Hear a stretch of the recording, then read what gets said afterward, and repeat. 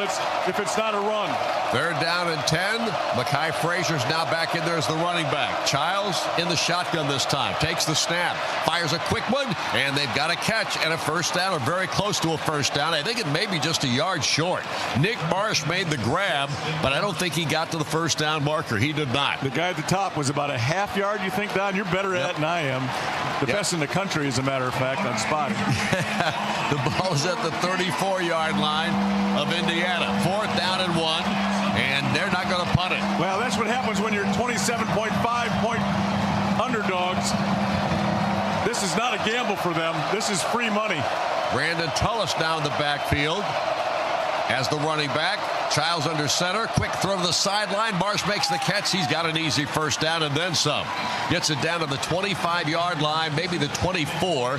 Devin Boykin again comes up for the stop on the play, but Indiana grudgingly still giving up yards on a first down. Yeah, Michigan State with a lot of respect for Indiana's defensive line there. Had 3 receivers out and went to a wide receiver screen there. I think that's probably an RPO.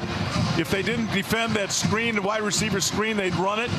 Indiana did not defend the screen, so they ran the screen right in front of their sideline.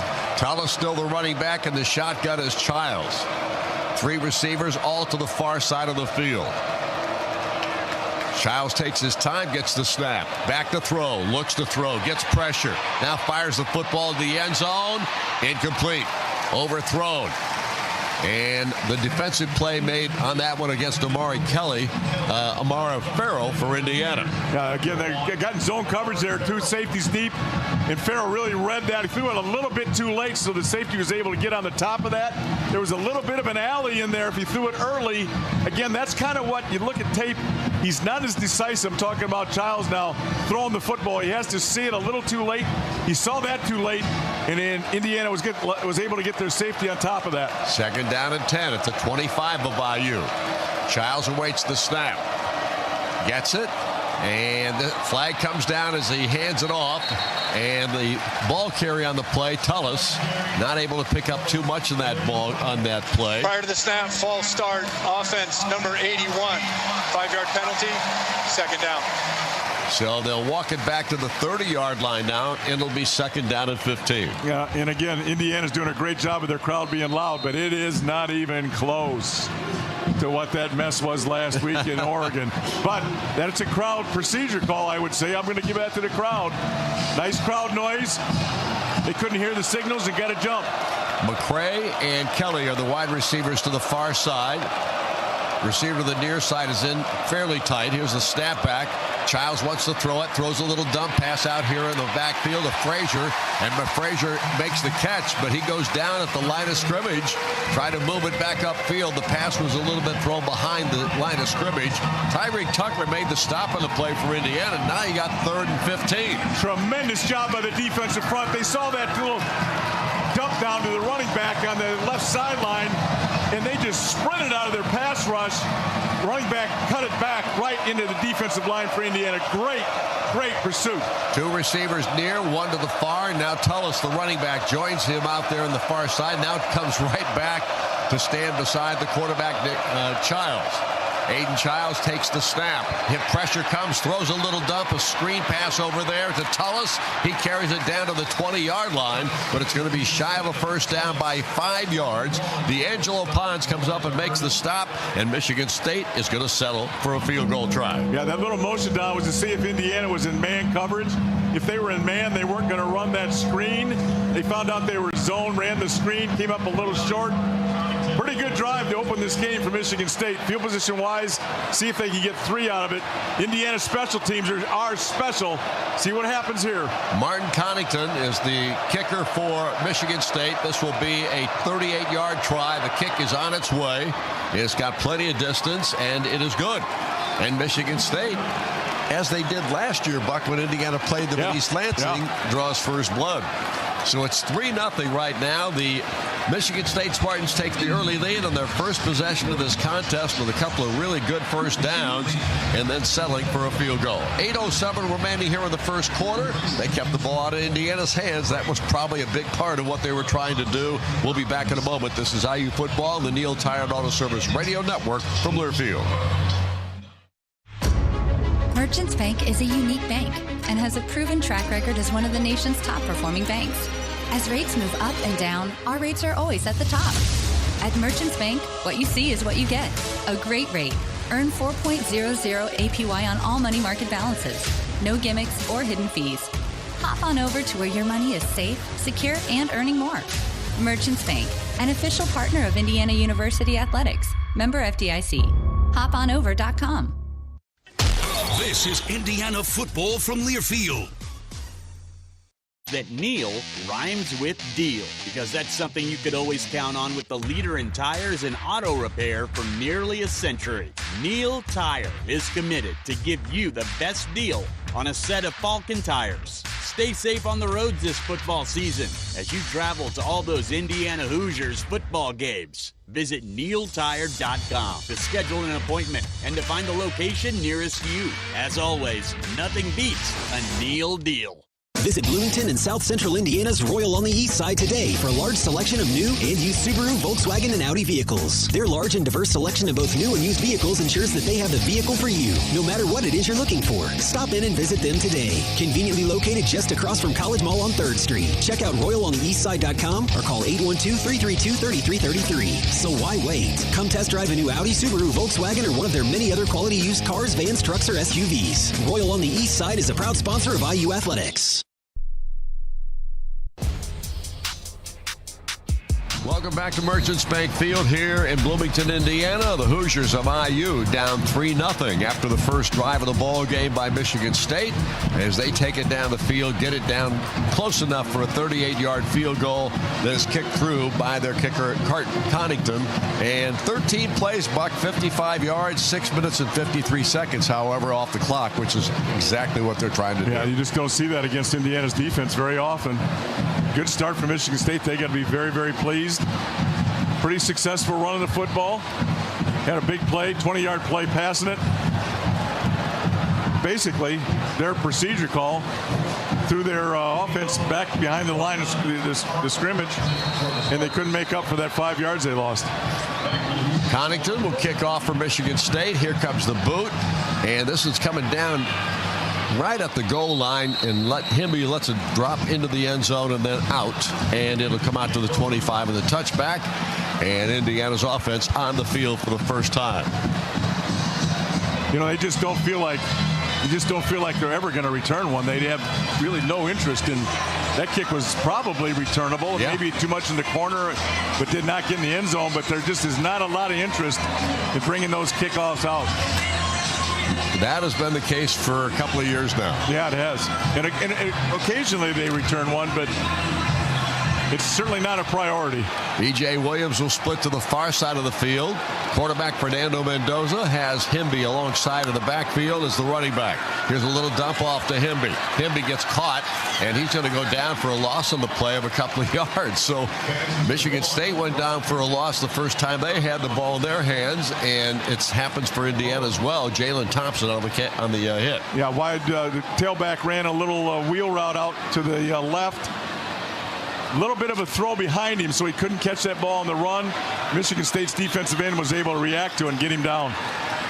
All the receivers are in fairly tight this time. Only one to the right side. Now rolling out there is Surratt. Now here's a throw. Himby makes the catch. He goes down right at the original line of scrimmage at 25. Joshua Eaton. An incomplete pass. It's third down.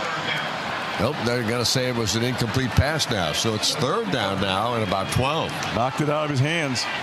Not much of a play there. Looked downfield, didn't like it, and then got it knocked out. E.J. Williams splits to the far side of the field. Nowakowski is over there with him, the tight end. Only one receiver near side, that's Surratt. And Brady in the ball game. He comes in motion to the near side, sets himself. The snap back to Mendoza, fires it up the field. Catch is made by Jonathan Brady. Really good grab, too, because he knew he was going to get hit.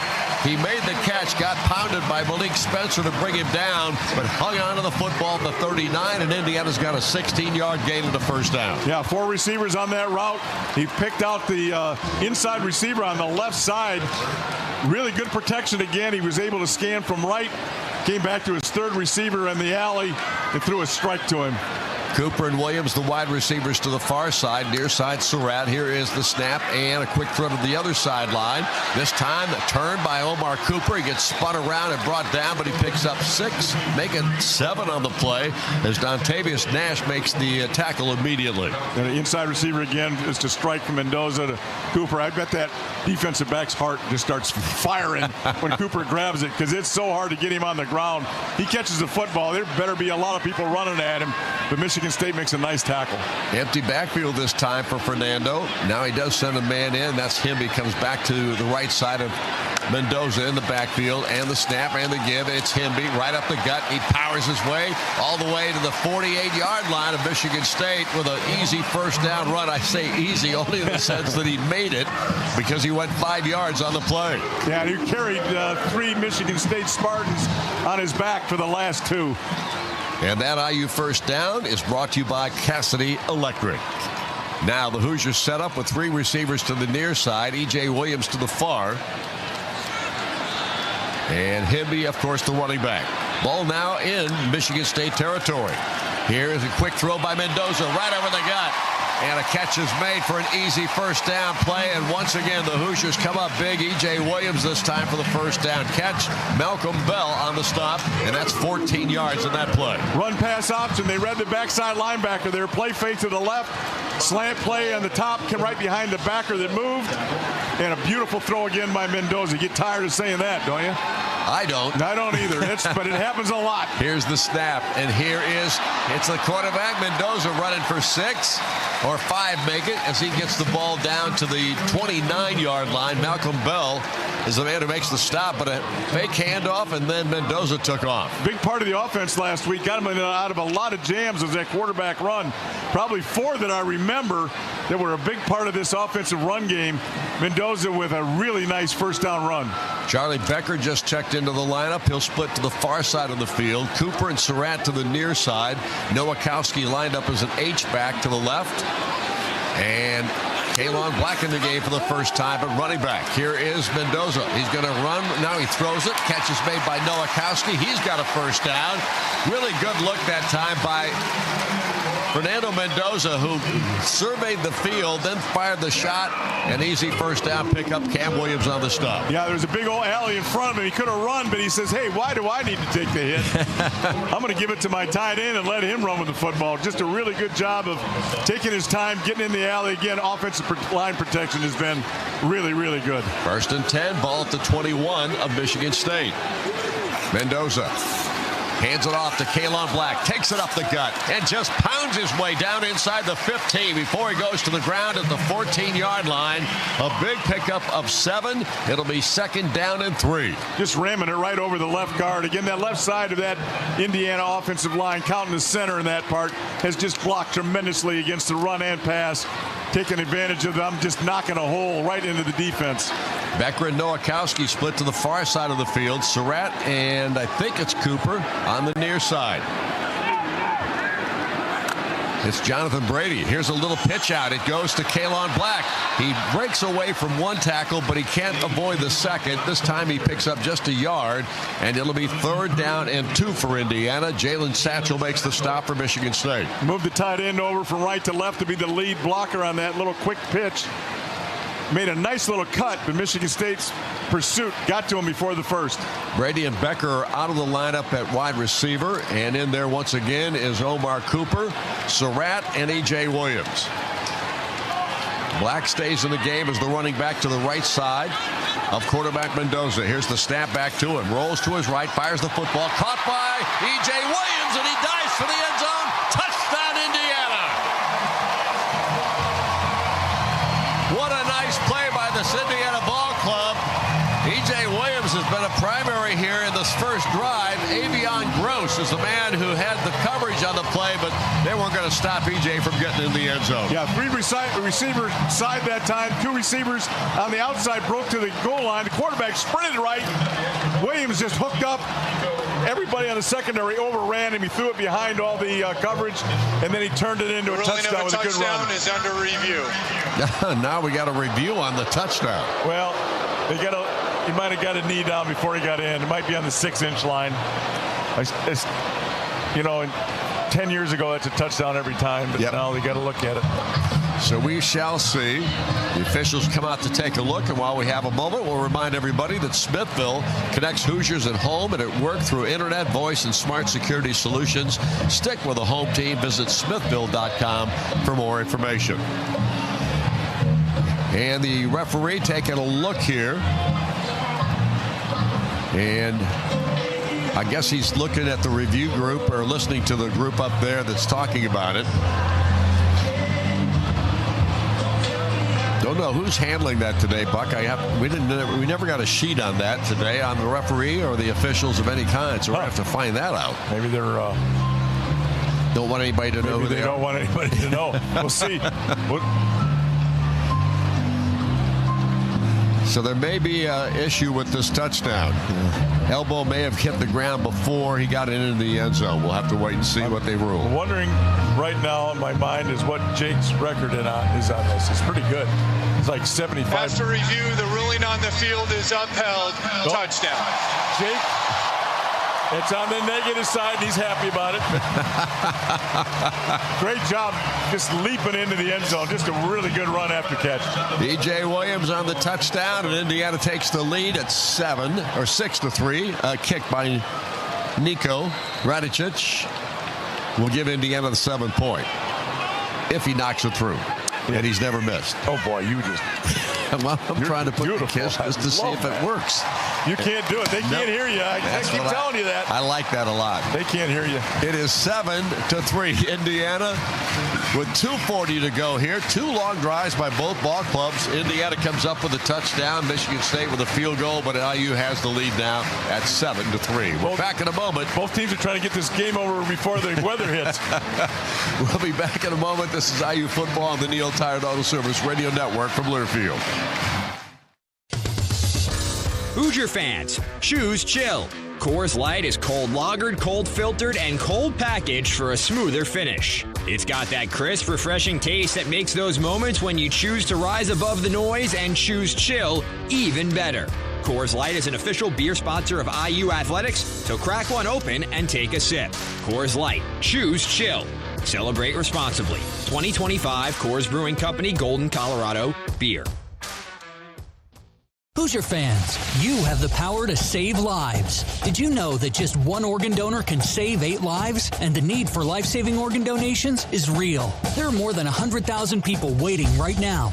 At IU, we know what it means to be part of something bigger than ourselves. We stand together for passion, for pride, for purpose. And today, we stand for the gift of life. Visit DonateLifeIndiana.org to sign up as an organ donor today. Say yes to organ donation and bring on tomorrow. It's no coincidence that Neil rhymes with deal, because that's something you could always count on with the leader in tires and auto repair for nearly a century. Neil Tire is committed to give you the best deal on a set of Falcon tires. Stay safe on the roads this football season as you travel to all those Indiana Hoosiers football games. Visit neiltire.com to schedule an appointment and to find the location nearest you. As always, nothing beats a Neil deal. Welcome back to Merchants Bank Field here at the Rock Memorial Stadium. Indiana right now is taking the lead over Michigan State.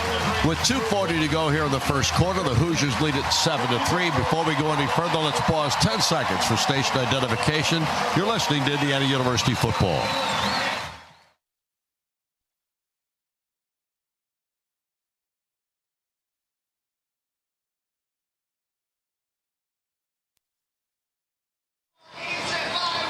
Once again, back here at the Rock Memorial Stadium, Indiana with the lead at 7-3. Don't forget, looking to buy, sell, or build a home but don't know where to start? Call the trusted agents at True Blood Real Estate, the official real estate partner of Indiana Athletics. 2 long drives here, Buck, one by each team, but Indiana comes up with the big points. Yeah, they came back with the touchdown. Michigan State, obviously, everybody says that you're not going to win games against really good teams, kicking field goals. Their procedure penalty kind of finished that drive for them. Couldn't quite overcome that. Indiana, again, with just a really surgical drive, running it and passing it just like they have all year long. Back deep once again is Krishan McCray. Here comes the boot by Brendan Franke. No chance to bring that one out. And it bounces, well, back into the end zone after it hit the ground. But nevertheless, it's a touchback, and Michigan State will have the football for the second time today.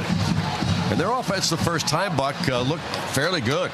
Well, it looked okay. They had first two plays were awful, and then they came up with that 20-yard completion that kind of got them going a little bit, put Indiana on their heels, and then Indiana stiffened. So I'm not too worried about the Indiana defense yet. Get with me a little bit later. Aiden Childs with Brandon Tullis alongside him in the backfield. Childs ready to take the snap of the gun, and he's going to hand this one off. And Tullis with a nice 5-yard gain to the 30-yard line. It'll be 2nd down and 5. Just a little delay there. Not a draw necessarily, but a little delay, letting the blocking handle itself, and then finding a little bit of seam. Again, a really good first down run, and Indiana has got a guy down, or just a shoe? No, just a shoe. Okay. That was Lewis Moore who made the stop in the play. And these safeties make a lot of tackles near the line of scrimmage, Tom. You're right. 2nd down and 5. Quarterback Childs under center this time. And as Frazier back in the lineup as the running back. Here's the snap and a fake handoff rolling to his right. Childs looks, throws it out here, caught, and it's caught by the tight end. It's Jack Velling out there who makes the grab, and he gets 9 yards out of the play. Amari Farrell makes the stop, so just shy of a first down now. And it'll be 3rd down and 1 for the Spartans. Yeah, a little bootleg going to the right. That's a level play. They look at a deep corner route first, and they are looking deep first, and then a middle route, and then late to the short route. A lot of times you can go short route, especially in second medium, go short, medium, long. That time they went the other way, and it was too late, and you didn't get the first down. 3rd down and 1. They're in a shotgun formation. Tullis is back in there as the running back. Here's the snap, and it's going to be Childs who runs with it, gets away, and now he's got a first down, and then he is brought to the ground right around the 42-yard line, make it the 43. They'll give him progress there. Lewis Moore makes the stop from his safety spot. A lot of respect for this defensive line that time. A little fake with the running back going to the right, and then Childs keeping it, and then he's got some magic feet now. Dancing back, sideways, going forward, and found a seam and got the first down. So 1st and 10 at the 43-yard line of the Spartans. He had a concussion last week, but I don't think he seems to be having any repercussions from that. Marsh and Kelly are wide receivers in the ball game. Frazier's the running back now. Childs in a shotgun formation. And takes the snap and back to throw it. Fires it out here, and the catch is made on a nice grab to the sideline out there by Krishan McCray. And they've got a first down, and once again, they're in Hoosier territory at the 44-yard line. Another play fake to the running back going to the right. He had a post wide open for a touchdown, but then ran the wheel route to the back. Again, not a very accurate throw.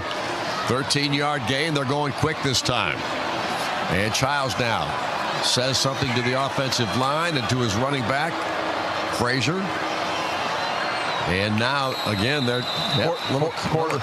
Yep, it's the end of the first quarter. So they just waited out there until it ended.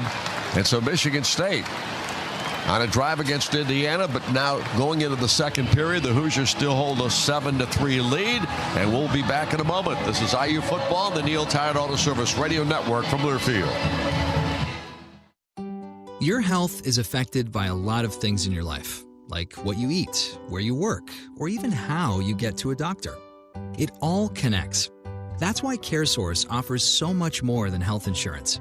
We connect you to the resources in our community that make your life better so your health can be better too.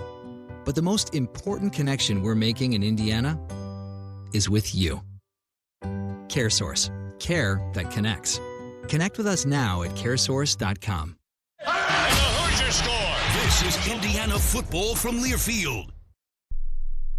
Visit Bloomington and South Central Indiana's Royal on the East Side today for a large selection of new and used Subaru, Volkswagen, and Audi vehicles. Their large and diverse selection of both new and used vehicles ensures that they have the vehicle for you, no matter what it is you're looking for. Stop in and visit them today. Conveniently located just across from College Mall on 3rd Street. Check out RoyalOnTheEastSide.com or call 812-332-3333. So why wait? Come test drive a new Audi, Subaru, Volkswagen, or one of their many other quality used cars, vans, trucks, or SUVs. Royal on the East Side is a proud sponsor of IU Athletics. He's got the speed. He's got room.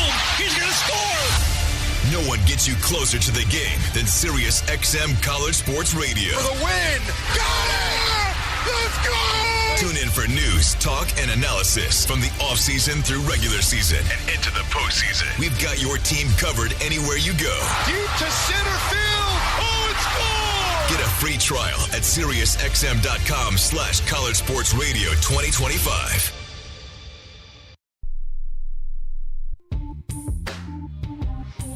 Welcome back to Merchants Bank Field here in Bloomington.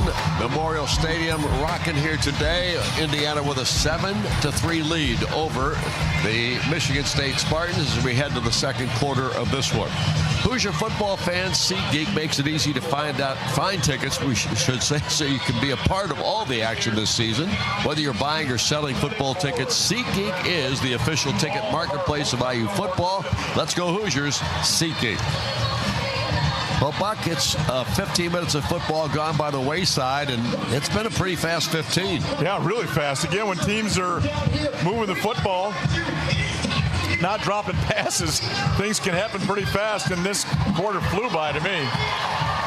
And, of course, the rain that's moving in, there are storms predicted for the afternoon, and it's getting much darker in the west and starting to kind of cover this field a little bit, but we're still a little ways away from it. Might get the second quarter in without any storms coming in. The one thing you don't want to see is lightning, but they say it's storms, so that means there's probably going to be lightning in it. We'll just have to wait and see about that. Don't forget to join Coach Kurt Cignetti at 7:05 on Thursday nights throughout the season for Inside IU Football. It's presented by Merchants Bank, hosted live at Hoosier Hanks East off of College Mall Road in Bloomington. And we have had nothing but standing room only audiences for the last 3 weeks now. And obviously, this Indiana football program has taken the Hoosier Nation by storm. Yeah, a lot of excitement. People have been waiting for this for a while. I was surprised looking at the 2 years before Cignetti got here. Oh, I didn't know it was that bad. I was sitting at home watching other games. You weren't working. I was not. And I saw that and I went, oh. I see. I've got it figured out now. Ball resting at the 44-yard line of Indiana. Michigan State in possession. It's 1st and 10. Elijah Tolliver is the running back now. Childs under center. Tolliver, nope, doesn't hand it to him. Throws it out here. Now he gets it to him on a pass. And Tolliver's down the field to the 30, down to the 25-yard line before he's brought to the ground. D'Angelo Pons is the man who makes the stop, but it's a 19-yard pickup on the play. And Michigan State moving the ball once again. And their quarterback is hurt. Shaken up? Shaken up. Trying to stay in the game. Well, right now he's still in there. Little wide receiver screen again. They're trying to utilize the screens to slow up that defensive pressure up in the front. And they're doing a really good job of their screen game. Really good job. Tolliver is a good receiver for a running back. Now Childs sends Tolliver to his left side.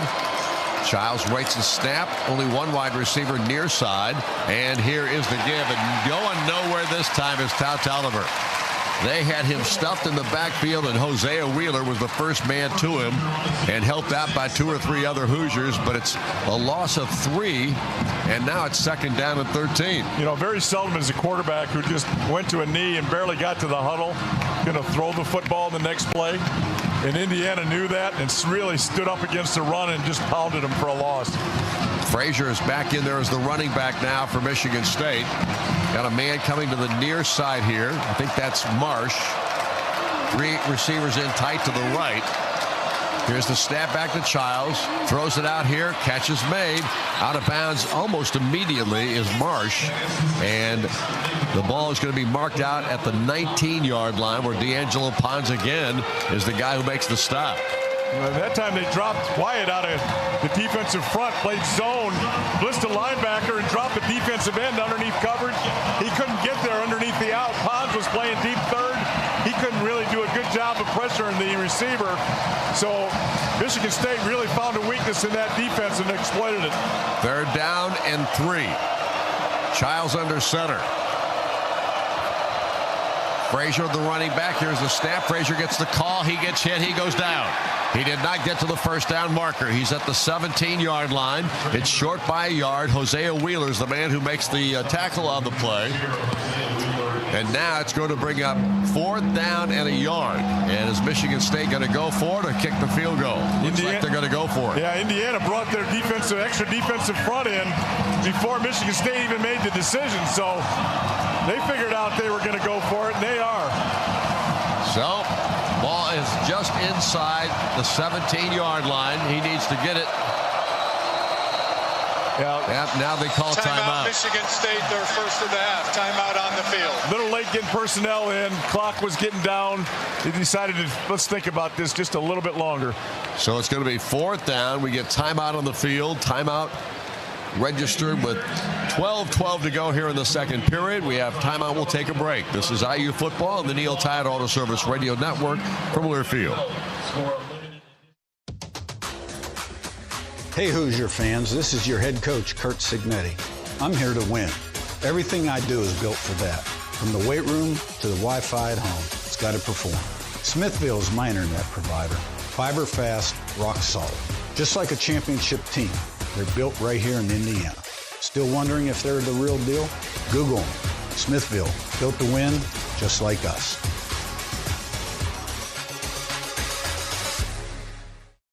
Indiana is filled with wonderful people and places. So whether you live in Anderson or Attica and need an injury attorney, Green & Schultz trial lawyers will be there. Bloomington or Brazil, Gas City to Goshen, Huntington or Hammond, Green & Schultz makes it easy to help you.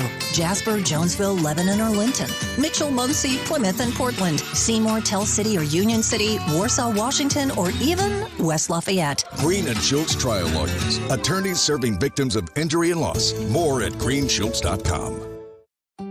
Your health is affected by a lot of things in your life, like what you eat, where you work, or even how you get to a doctor. It all connects. That's why CareSource offers so much more than health insurance. We connect you to the resources in our community that make your life better so your health can be better too. But the most important connection we're making in Indiana is with you. CareSource. Care that connects. Connect with us now at caresource.com. Welcome back to Merchants Bank Field here at the Rock Memorial Stadium, Bloomington, Indiana. Storms seem to be moving in, but at a slower pace than what we were hoping. There would be a slow pace to it. Nevertheless, we have 12-12 remaining in the second quarter. Indiana is up 7-3, but Michigan State with a 4th and 1 down inside the 20-yard line. And Michigan State will, well, at least they were going to go for it before the timeout. Now we'll see what they decide to do. They got everybody huddled up in there. They got the special teams and the offense over there. They'll probably run somebody on there pretty quick. Indiana's got their defense out ready to go, so they're anticipating going for it. And we see Tullis going off the field. Let's see who else is coming out there. Childs is coming out there, so they're definitely going to go for it. Marsh is the one receiver that we see in the ball game. They've got a couple of tight ends in there now. Elijah Tolliver is the running back. The ball is marked at the 17, maybe at the 18-yard line or just across the 18. And they've got to go about 1.5 yards to get the first down. Aiden Childs is in the shotgun formation. Indiana showing blitz. Here's the snap and a run by Childs. He gets spun around. He gets hit again. Does he get to the first down marker or not? I think they gave it to him. Isaiah Jones made the stop in the play, but they're going to give him the first down, it looks like. Or are they going to measure? They're going to, man. Oh, they gave it to him. They did. You're right. But they may still look at it. You know, anything that happens on the field is subject to review. Yeah. Well, they're not reviewing it either. It doesn't look like. Boy, that was a good effort by Child. Just a little quarterback run off the right side. 1st and 10 at the 16-yard line of Indiana. Michigan State in a I formation backfield. Wow, I love this. Brandon Tullis is the running back in the tailback position. Here's the snap. They hand it off to Tullis. He gets pounded. Nowhere to go. Isaiah Jones was in there. There were 2 or 3 other Hoosiers as well. Really a nice job. Landino was another one of those guys that was in the pile. And Indiana stops him for a 2-yard loss at second down now and 12. Maybe that's why people aren't in the I formation anymore. That got eaten up by Indiana. They just stormed the castle in there. There was nobody blocked. Second down and 12. The ball back at the 18. Wide far side of the field goes Amari Kelly. Out there along with Krishan McCray. Makai Frazier's back in there as the running back this time. And Childs ready to take the snap out of the gun. Does so. Looks. Rolls to his left. Now a flag comes down. That's probably going to be a hold against Michigan State because Childs did run the football inside the 10. And Pons again makes the stop on the play. Childs. Holding. Offense, number 58. 10-yard penalty. Second down. Connor Moore, the guilty party on the hold.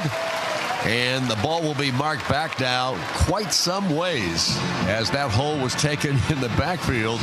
And they're going to mark it, I think, at the 28-yard line. So they really got a big penalty out of this. Yeah, the penalties are just really shooting Michigan State in the foot. It's always nice when the referee calls a penalty because then they don't have to have a big conversation. He just calls it and they go on. Beautiful job by him. Second down and 22 now. The ball back at the 28-yard line. Belling, the tight end, moves into an H-back position. Here's the snap to Childs. Childs looks to his right, fires the ball wide open on the sideline over there. And the tackle is made by the man who left him get open, Boykin. But nevertheless, a 13-yard gain in that play. And so they've got back into a manageable situation with a second down and 9 at the 15. Boy, it's been a long time since we've seen people that wide open against this defense, Don. That's maybe the 4th time there's been just a wide open guy that Indiana has to really run to stop bigger gains. 2:05 on third down conversion so far. This is a third down. I said second. This is a 3rd and 9. Ball at the 15. Childs awaits in the gun. Aiden Childs gets the snap, looks to throw, fires the ball, caught, and we're going to have a touchdown for Michigan State. Wide open again. That was Marsh. And Nick Marsh is the man who gets the pass thrown to him by Childs, and there was nobody around him. Well, it was just a little, it was a pick play. What it was, the inside receiver went out, robbed off the corner, and then there was a slant pass underneath it. Nobody in that little area there. Well-designed little pass for Michigan State. Again, another wide-open receiver, Don. So the Spartans right now playing Indiana as tough as anybody has early in the ball game. Here's the snap back for the extra point try by Connaughton, and Connaughton knocks it through, and suddenly Michigan State takes the lead for the second time in this one. It is 10-7 Michigan State, 9:22 to go here in the second period of play. Time out of the field. Back in a moment. This is IU Football on the Neil Tire Auto Service Radio Network from Learfield. It's time for the annual Team Impact All-In 5K. Join Team Impact on October 19th and help support their mission to create a world where every child facing serious illness and disability feels supported by something bigger, and every collegiate team is transformed by a greater purpose. Remember, there's no wrong way to 5K. Run, walk, or roll a 5K in your neighborhood, at your local college campus, or join one of Team Impact's hub locations. Join the movement to get all kids in the game. Team Impact. All in, all together. Learn more at teamimpact.org/all-in5K. This is Hoosier Football from Learfield. He's got the speed. He's got room. He's going to score. No one gets you closer to the game than Sirius XM College Sports Radio. For the win. Got it! Let's go! Tune in for news, talk, and analysis from the offseason through regular season and into the postseason. We've got your team covered anywhere you go. Deep to center field. Oh, it's gone! Get a free trial at SiriusXM.com/College Sports Radio 2025. Sharp Business Systems of Indiana is proud to be an official technology solutions provider of IU Sports Properties. SBS Indiana is best known for our great document solutions, such as copiers and printers. But here at SBS, we also offer a full line of professional audio-visual solutions, including touchscreen video boards with integrated speakers and microphones, complete with professional installation and service. This state-of-the-art technology can improve both communication and interaction in offices and classrooms alike. To find out more, go to sbsindiana.com or call 317-844-0033.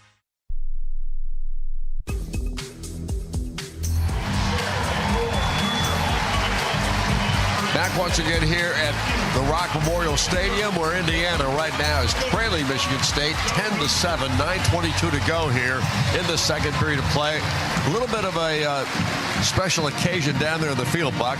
Yeah, Bob Cameron, who played for Indiana in the 80s, 90s, was a firefighter in 9/11, and three of his buddies came back for homecoming with him, and they just celebrated him on the field. It just they were right in the midst of it. They were one of the 4 guys that ran into that building. Wow. Talk about heroes. And Bob Cameron, former Indiana football players, brought him back to homecoming. Pretty cool. That is very cool. No question about it. Well, before we go any further, we'll remind everybody that Green and Schultz Trial Lawyers, where injury law is our field and justice is always the goal. We're here for you when accidents happen and it matters most. Bloomington, Indianapolis, and at greenschultz.com. Here comes the kick, a very low driving kick, and Hemby is going to let that go into the end zone.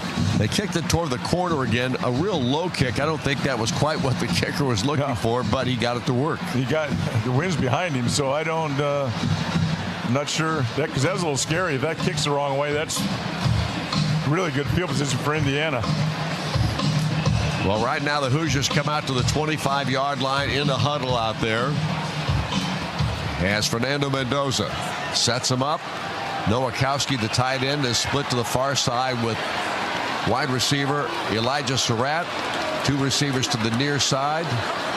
And Fernando takes the snap, hands it off. This is Hemby. Hemby trying the left side. There is no place to go there. And he gets stopped at the line of scrimmage. And all of a sudden, Michigan State started to bow their back a little bit. Jordan Hall on the tackle. Yeah, Michigan State got a little embarrassed last week, and they've responded pretty well here. Good drive for Indiana on their first effort. They got to put one together here, because right now Michigan State's got a lot of answers for this Indiana defense. And it's starting to get some momentum and juice as well. Crowd's got to stay in this thing, right? Yep. Mendoza in the backfield in the shotgun formation. Hemby to his right. Back goes Fernando. Looks to throw. Has time. Fires it down the middle. He's got E.J. Williams for an easy catch at the 45-yard line. Malcolm Bell immediately makes the tackle. They'll mark him at the 44. It's a 19-yard gain, and Indiana with a 1st and 10. Yeah, tremendous protection. Had all the time in the world. Waited for E.J. to come way across the field into the middle of the field, and then threw another Mendoza strike. Elijah splits to the far side of the field. E.J. and Omar Cooper to the near. In the pistol look in the backfield, Hemby. And he will take the handoff. He gets hit in the backfield and brought down. No place to go. And nobody there to block for him.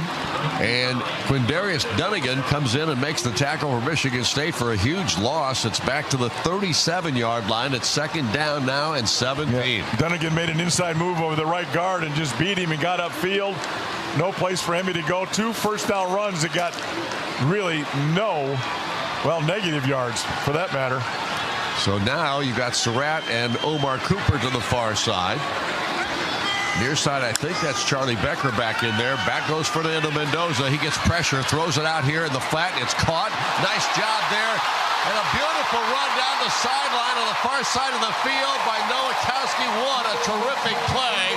Malik Spencer makes the stop, but Nowakowski has become the Zach Horton of 2026. Yeah, and 25. Maybe 26. I think he's out of eligibility. I think so, too.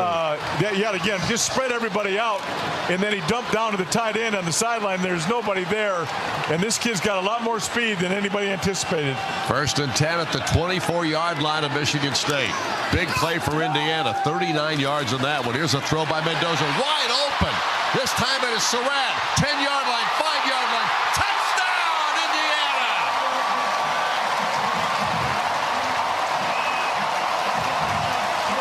And the place is a madhouse as Indiana just pounds it down once again after a really negative play. Indiana turns it into a positive with a long throwing touchdown touchdown, and a great job by Elijah Surratt and Fernando Mendoza. And again, it goes right back to protection. Had all the protection. Surratt went all the way across the field into the middle of the field again. And again, a Mendoza perfect throw. Great finish to the run by Surratt against the safety that had no chance. Here's the snap back, and the kick is on its way. It is good with Niko Radicic providing the extra point. And Indiana jumps right back on top at 14-10 with 6:47 to go here in the second quarter of play. So Indiana bounces right back from a negative into a positive. 2 big plays in a row, and Indiana's back on the board and in the lead. We're back in a moment. This is IU Football, the Neil Tire Auto Service Radio Network from Learfield. Visit Bloomington and South Central Indiana's Royal on the East Side today for a large selection of new and used Subaru, Volkswagen, and Audi vehicles. Their large and diverse selection of both new and used vehicles ensures that they have the vehicle for you, no matter what it is you're looking for. Stop in and visit them today. Conveniently located just across from College Mall on 3rd Street. Check out RoyalOnTheEastSide.com or call 812-332-3333. So why wait? Come test drive a new Audi, Subaru, Volkswagen, or one of their many other quality used cars, vans, trucks, or SUVs. Royal on the East Side is a proud sponsor of IU Athletics. Hoosier fans, choose chill. Coors Light is cold lagered, cold filtered, and cold packaged for a smoother finish. It's got that crisp, refreshing taste that makes those moments when you choose to rise above the noise and choose chill even better. Coors Light is an official beer sponsor of IU Athletics, so crack one open and take a sip. Coors Light, choose chill. Celebrate responsibly. 2025 Coors Brewing Company, Golden, Colorado, beer. Hey Hoosier fans, this is your head coach, Kurt Signetti. You want fast? I build fast. I coach fast. I live fast. That's why I've got Smithfield at home. Fiber internet that actually keeps up. Fast, reliable, local. If you're still waiting on a load screen, you're already beat. Want to know who's running the playbook on the internet around here? Google them. Smithfield, Indiana born, relentlessly fast.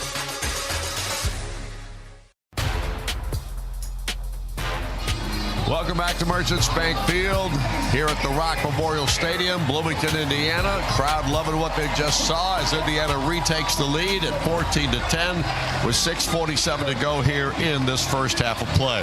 Check out the great menu at Hoosier Hanks, including pizzas, smash burgers, wings, and their mouth-watering steak sliders. They also have big screen TVs, a private party room, beer, wine, and 10 cocktails for under $10. Located 1285 South College Mall Road in front of Kroger at HoosierHank.com. And, of course, you can always join us for Inside IU Football with Kurt Signetti on Thursday nights throughout the season at Hoosier Hanks. Indiana will kick off here with a lead back at 14-10. Michigan State, however, playing Indiana pretty tough right now. Well, on offense, at least. Yeah, they're giving. I mean, they've had Indiana drop for a couple of big losses in this ball game. Yeah, you got to give them credit, and there's no doubt. But Indiana's got an offense that's pretty hard to stop. Well, they're throwing the football at will against this Michigan State secondary, who's had troubles for a long time. Here's the kickoff, and this one's going to drop into the end zone.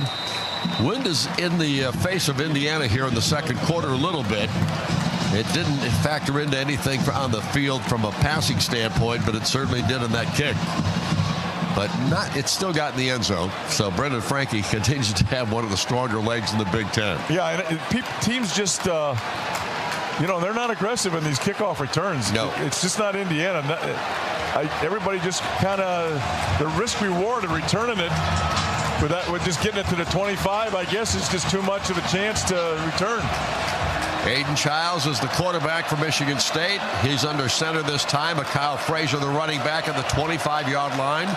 Here's the snap, and back goes Childs to roll to his right. Throws it out here. It's to the tight end, Velling, and he gets hammered to the ground after a 3-yard pickup on the pass play.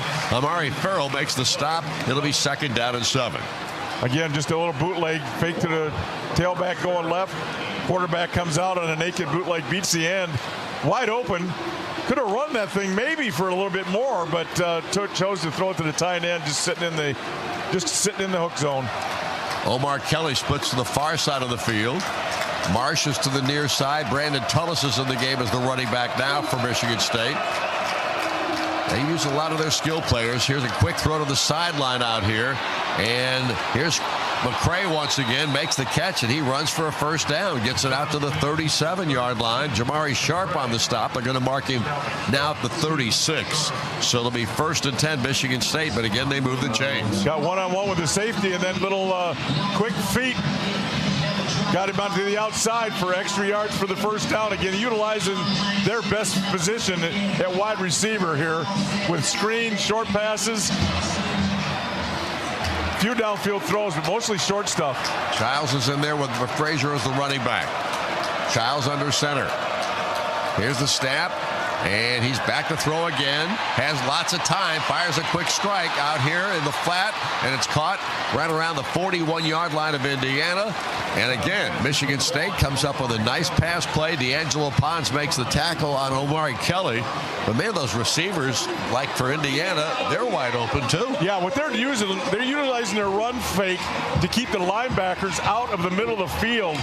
And that protection off the boot gives them a little bit more. There's almost full protection because Childs can handle the defensive end all by himself. So there's a lot of time, a lot of room for people to get open in the middle of the field. Frazier, the running back, as Childs is under center once again. Back he goes, hands the ball off this time. Frazier is brought down to the ground right at the line of scrimmage at the 41-yard line of Indiana. Mikhail McCamara makes this stop, and it'll be 2nd down and 10 at Indiana's 41. Well, there was a fake jet sweep there that would have went forever if they'd have got that handed off to him. And they line up quickly. Quick snap. Childs gets pressure this time. Rolls to his right. Throws it out here to Frazier. And Frazier gets popped to the ground right around the 42-yard line. Aiden Fisher came up in a hurry that time. And it brings up 3rd down and 7. Just a short 2-yard gain. Good job by Amari turning the back end to Frazier running from inside out. Now, I don't know if there's a linebacker in this country that runs better from sideline to sideline than Fisher. He just... When the ball is in the air, he is going after it. 2 wide receivers to the near side, 1 to the far. Frazier still in there as the running back. Childs on a shotgun formation this time. Frazier moves to the left side of Aiden Childs. And the quarterback for the Spartans takes the snap. He's going to hand it off to Frazier. He's going absolutely nowhere. They stuff him for a 2-yard loss. And D'Angelo Pons is the guy who came up along with Isaiah Jones to bring him to the ground. Yeah, Isaiah Jones was chasing him from the inside. Pons just blew up the receiver over there trying to block him. Came off the block and made a strong tackle. Pons isn't very big. He's he's the best defender in the country. Plus, he is a vicious tackler at whatever he weighs, 175 probably. I might be giving him too much there. This is 4th down, and they're going for it. The ball's at the 41 of Indiana. 4th and 9. Brandon Tullis, the running back. Quick kick. Yeah, it's a quick kick is right. Here's the boot. And it pops up in the air. It bounces down. It takes the roll into the end zone. It'll be brought out to the 20 on the touchback. And they tried a little sneaky stuff there, a little quick kick that time, and the quarterback punched the ball up there. He actually got the right kind of a kick. It just rolled the wrong way. So Indiana will get the football back. Yeah, I got a theory on that. But yeah, good luck. It was a good move by Indiana. Again, playing defense, what you got to do, and then got a little bit of luck with that bounce. Daniel, do we have a commercial break left? And that's the one we'll use for our 2-minute timeout. It'll come up here in about 46 seconds. We'll keep it right here for the time being. On the go, I want to stay connected to live college sports anywhere in the country. Download the free Varsity Network app, available on Apple and Android. With new features this season, it's easier than ever to listen live and keep up with your favorite teams. Don't miss a moment. Get the Varsity Network app now. And don't forget Coors Light, Mountain Cold Refreshment, Choose Chill, official beer sponsor of Indiana Athletics. Celebrate responsibly. Well, Buck, Indiana has the lead back at 14-10. They have the ball back, and they will have it at their own 20-yard line to start this next drive.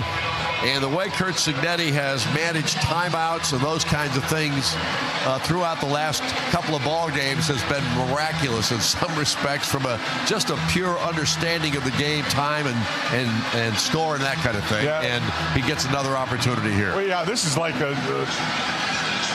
decade. I mean, he's got all the time in the world here. Last couple times it's been 20 seconds he's moved it down the clock. And again, that comes down to players. They rush the football on first down. In both those situations, end of game, end of half, they've had big runs that set things up. Then they get the rhythm going, make a big pass, and now they're all set. We'll see what happens here. They've been throwing the ball so well here. Minute 26, all their timeouts, I think. So they got all the time in the world to move this football down the field. Mendoza is 9 of 10 for 138 yards passing today and 2 touchdowns. Childs is 16 for 18, 158 yards and 1 touchdown. Tremendous quarterback play. The only play that Mendoza's missed has been a drop, that they knocked it down to the tailback. That's it. He's throwing the ball accurately every time. Sometimes it's amazing. It's like he's playing against air sometimes. The ball never drops on the field in a game. Like 7-on-7? You can't do it in 7-on-7 the way he does it. It's just, he's really, really good. There's no doubt about that. Indiana got a gem in getting Fernando Mendoza, and credit Curt Cignetti. He knows exactly what he's looking for. Well, he coaches him good, too, because I'm not sure this is what he got when he got him here. Oh, I agree with that. You know what I mean? There's no doubt. I watched him in the spring. In those first few practices, they were a little happy feet out there. Yeah, Cignetti is, they don't call him a quarterback whisperer, but he might be a quarterback shouter. All right, Kalon Black in the backfield with Fernando. 1st and 10 IU at their own 20. Snap back, good one. Fernando has time, fires down the field, got his man. And Omar Cooper comes up with a catch near the 43-yard line, gets it to the 44. It'll be a first down. Malcolm Bell makes the stop of the play. 19-yard first down pickup. Yeah, the first pass play invented by Newt Rockne was guy run deep, somebody run in the middle of the field, then somebody short. And you read it deep to middle to short. The deep was covered, so he threw it to the middle guy for a big gain. And again, great protection for Indiana. Surratt and Cooper to the near side. Now Coop goes in motion to the far side. Joins Nowakowski and Williams over there. Back to throw it is Fernando. Now he gets it to Omar, and Omar turns around, tried to keep his feet underneath him, and barely gained 2 yards on the play, and he was lucky to get that. Ben Roberts made the stop, and it looks like Roberts might be the guy that's on the field right now. 2-minute timeout. Holding his right knee. It's not ever good. So we have a 2-minute timeout here. This is the break here at the end of the first half. So we'll be back in a moment with the score. Indiana 14, Michigan State 10. Back in a moment. This is IU football, the Neil Tired Auto Service Radio Network from Learfield. Farmers, and remember to drink local with Prairie Farms. Hi, I'm Christian Lawrence. And I'm Brad Lawrence at Goldcasters Diamonds and Fine Jewelry. And we just want to remind you how much the woman in your life really does love you. Wow, but Dad, how can you know that? Well, she puts up with his sports, doesn't she? She's letting him listen to the game right now. True. Because she is your biggest fan. Always cheering you on. So come to Goldcasters for a little sparkling gift that reminds her that you're her biggest fan too. Goldcasters at 2nd and Washington in Bloomington. Indiana is filled with wonderful people and places. So whether you live in Anderson or Attica and need an injury attorney, Green & Schultz trial lawyers will be there. Bloomington or Brazil, Gas City to Goshen, Huntington or Hammond, Green & Schultz makes it easy to help you. Jasper, Jonesville, Lebanon or Linton, Mitchell, Muncie, Plymouth and Portland, Seymour, Tell City or Union City, Warsaw, Washington, or even West Lafayette. Green & Schultz trial lawyers, attorneys serving victims of injury and loss. More at greenschultz.com.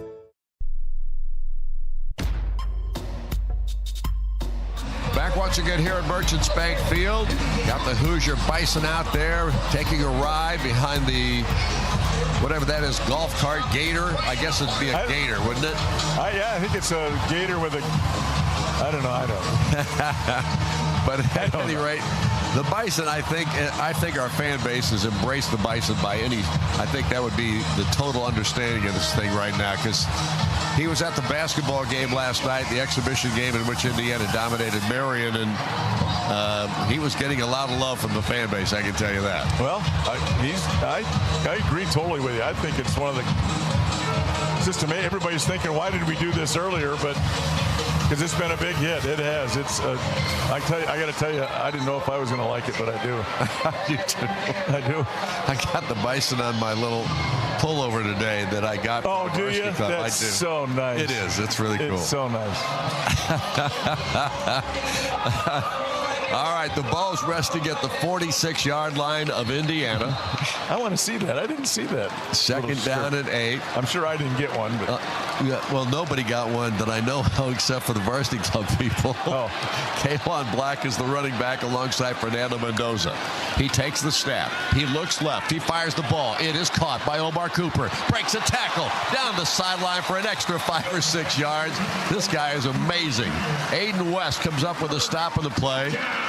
And Buck, he looks at his best when he's off balance a little bit because he fools people. He doesn't go down. Well, he doesn't go down unless somebody really, really tries it. I mean, they got to have a 2 or 3 guys. He's amazing running the football after the catch. 1st and 10 at the 44 now, Michigan State. Fernando gets the snap, rolls right. He gets pressure, gets away from it.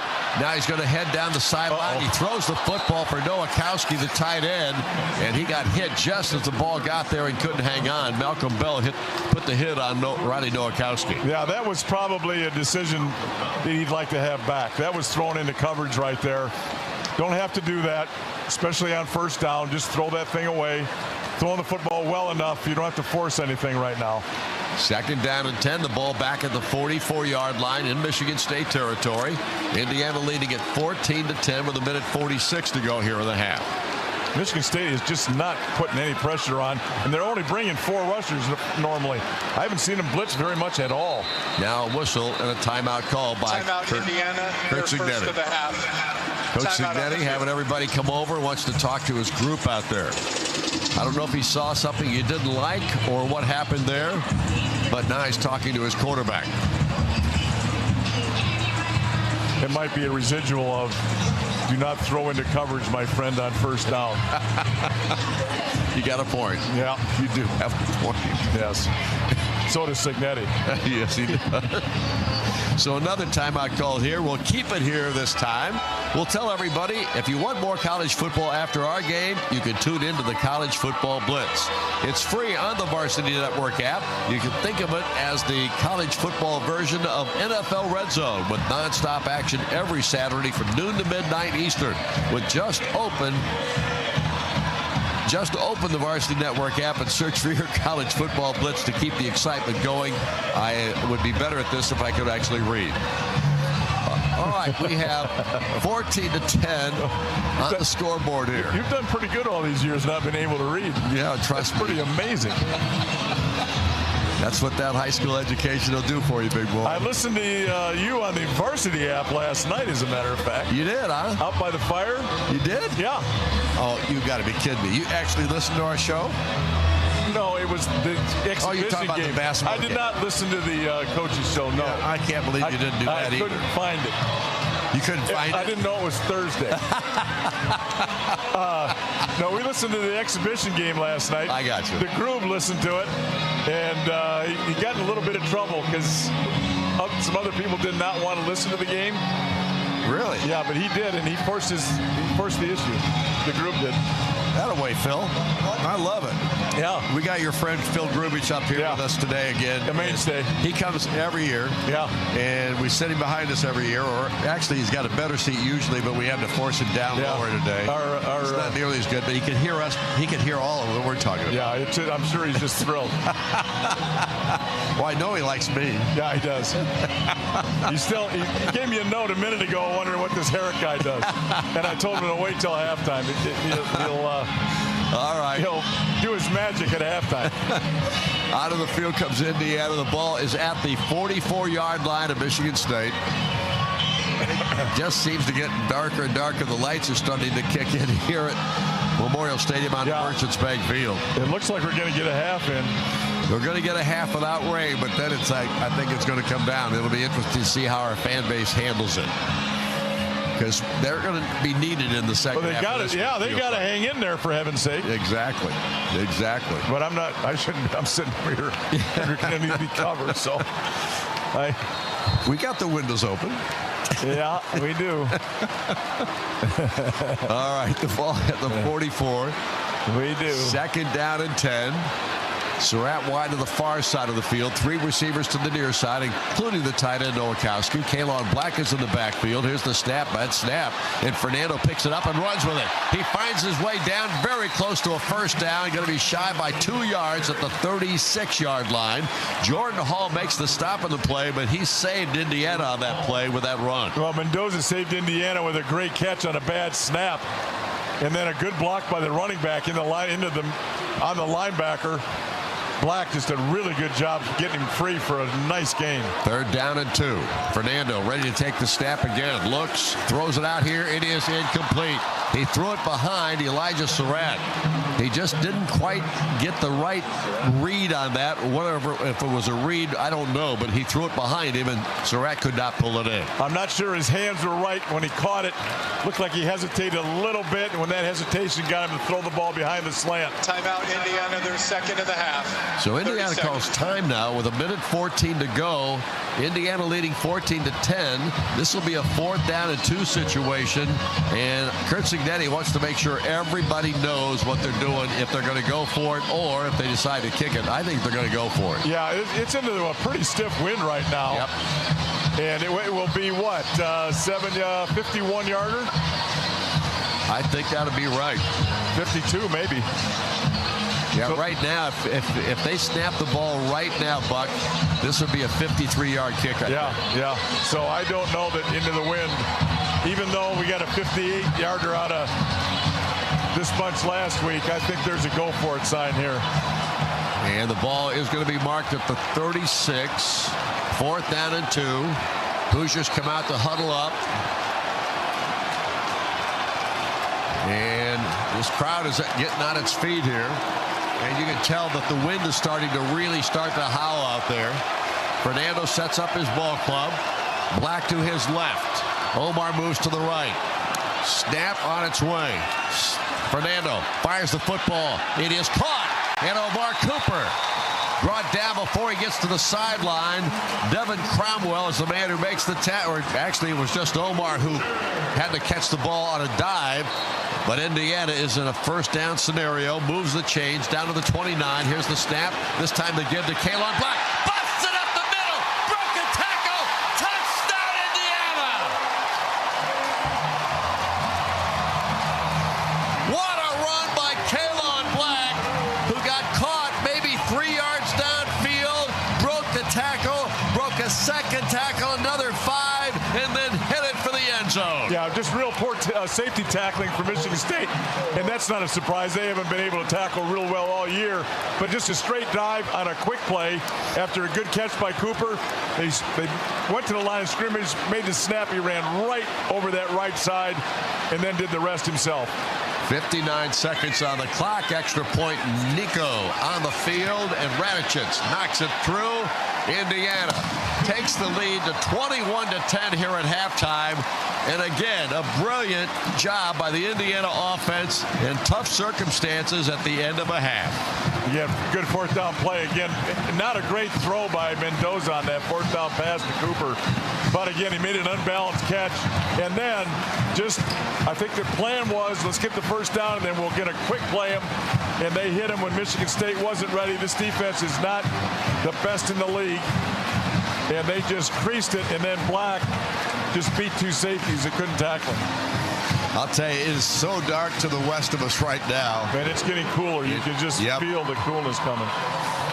So halftime's coming at a good point for this crowd, that's for sure. And hopefully they all come back. Ball is marked, and here comes the kick by Frankie. And what do we got? Wind blowing off. Wind blew the ball off the tee. It's blowing now. Look at that flag. Oh, now. I know. It's really blowing. I wonder what that means. It means we might have a second half start delay, if you know what I mean. Yeah, there's going to be, they're going to have to hold this football, I think, because the wind is really whipping it. He can hardly get it on the tee. Right.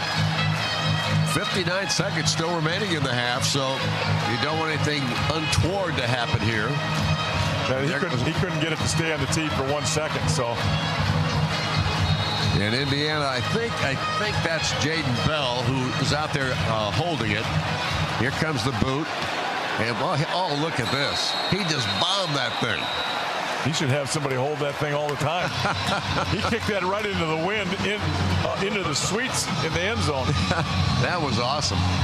So the kick was a really dandy, and now the ball comes out to the 25-yard line, and Michigan State will try to make something happen here in this last minute. Yeah, I think they will. I think they'll try and get something done. Normally people try to run the football a little bit on first down, see what happens. But he's done a nice job of that boot protection, getting out away from the line of scrimmage, and they've had some guys open, and they got the wind behind them. So hold on here. Frazier is the running back in the backfield for Michigan State. Aiden Childs the quarterback. 1st and 10 at the 25 of Michigan State. Childs takes the snap, going to throw it, looks to throw it, dumps it out here at a screen to Kyle Frazier. He gets pounded from behind, but still gains 4 yards on the play. Kamara makes the stop for Indiana. Mikhail Kamara on the tackle. The ball is marked at the 29, and they line up quickly. Childs gets the snap, looks to the sideline, throw made to Marsh. He is knocked out of bounds at the 36, but they've got a 1st and 10. D'Angelo Pons makes the tackle on this one. Oh, they didn't give it to him. They say he stepped out a yard short. Exactly right. I thought he was across the 35 when he made the catch, but the official says no. So it's 3rd down and 1. Clock is down to 37 seconds, but it is stopped. Be interested to see. Indiana's got 1 timeout left. Michigan State has 2. If they can get a stop here, Indiana might use their timeout to get the ball back. 3rd down and 1. Here is the run, and this is a 1st down run by Frazier. So Frazier getting up. They're going to go quick here. I think that's all they worried about was getting that 1st down there.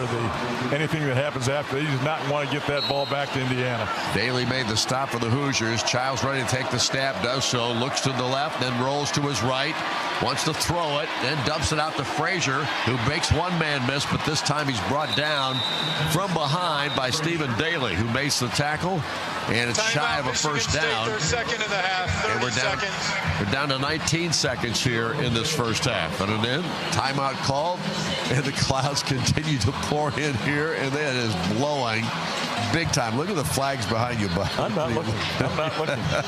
What I don't see, I don't know. Oh, look at the important announcement we have here. Severe weather may develop during today's event. Officials are monitoring weather conditions and will provide updates as we needed. But you can already see a lot of the fan base has started to head for the exits here just to get out of this weather situation. But the rain has not started here at the stadium yet. So there is 1 game under weather delay in the country today, at least, that I know of. Is that right? Yeah. Well, it's going to be 2, I think. Boy, you're a negative Nelly on that. I'm trying to put the radio kiss on myself. Yeah, okay. It's 2nd down and 1. Childs awaits the snap, gets it, looks down the field, looks, has all kinds of time, now dumps it out here, and Tau Tolliver makes the catch out of the backfield, but he does pick up a 1st down. D'Angelo Pons makes the stop on the play. So the chains will be moved. That'll stop the clock for a moment. Timeout, Michigan State, their final timeout of the half, 30 seconds. So that is the final timeout of the half for Michigan State. So they're going to talk things over, and perhaps we'll see the final play of the half as well with 12 seconds on the clock, although it'd have to be a big-time play of some kind, and we don't want to see that. Well, there's not a lot of options here unless they try to get a throw on the sideline or on the 30-yard line. I would think Indiana might put some heat on this, not let him sit back. He's been sitting back there too long. Yep. Indiana does, of course, last year they sat back and people got, at the end of half, people kind of cut him up a little bit. This time, I think they're going to get a little pressure. He's been just sitting back there. Can't let him do that. He's got too big an arm, and his feet are a little bit too dangerous. I wouldn't mind him running here. Unless he's, well, I shouldn't say that. I don't. But I want to get whoever gets the ball from Michigan State on the ground. It's 1st down at the 48-yard line of Michigan State. Childs awaits the snap in the gun. He's going to drop back. Looks to throw. Now decides to start running. He's got a hit, and he's sacked. Back inside the 40-yard line. Indiana got to him in a hurry, and it was Stephen Daly who was back there. Aiden Fisher as well, and Lewis Moore also in there for Indiana. Yeah, they heated him up with Fisher over the middle, dropped both ends, so they had a linebacker blitz with a zone behind it. Really good call. Michigan State couldn't block it up, and we are at half.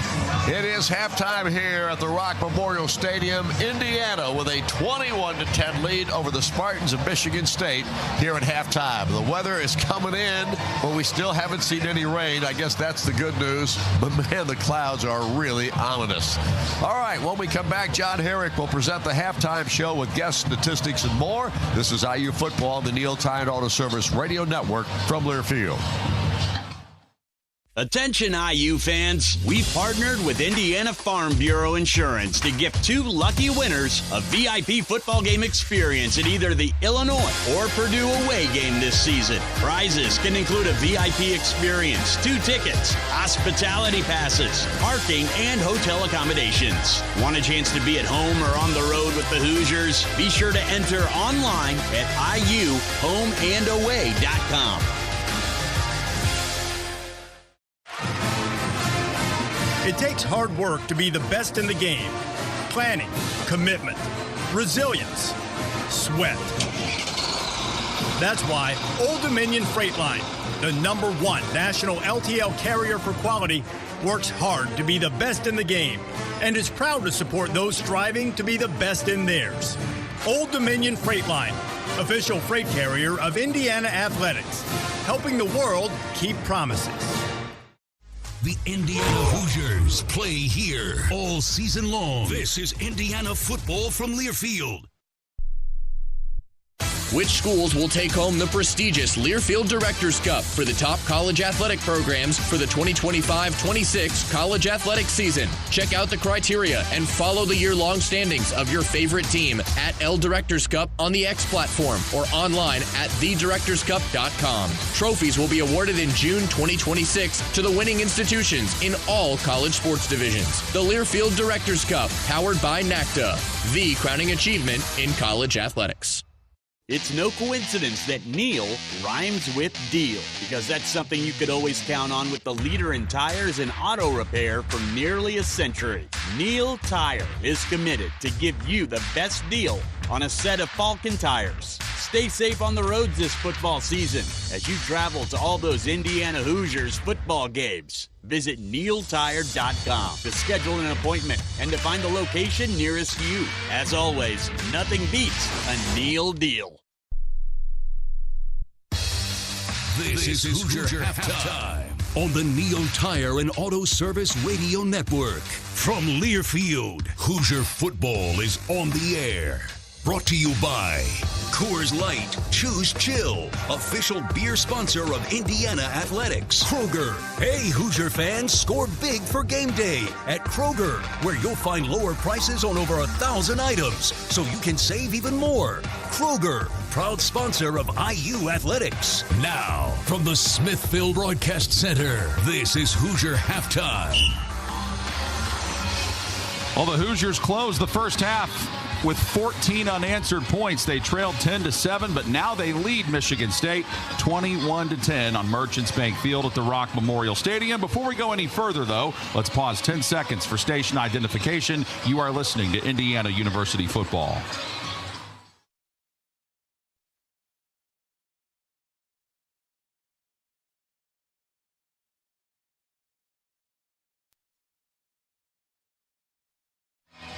And now we will go ahead and send it over to the IU women's basketball play-by-play announcer, Austin Render, with a sponsored interview.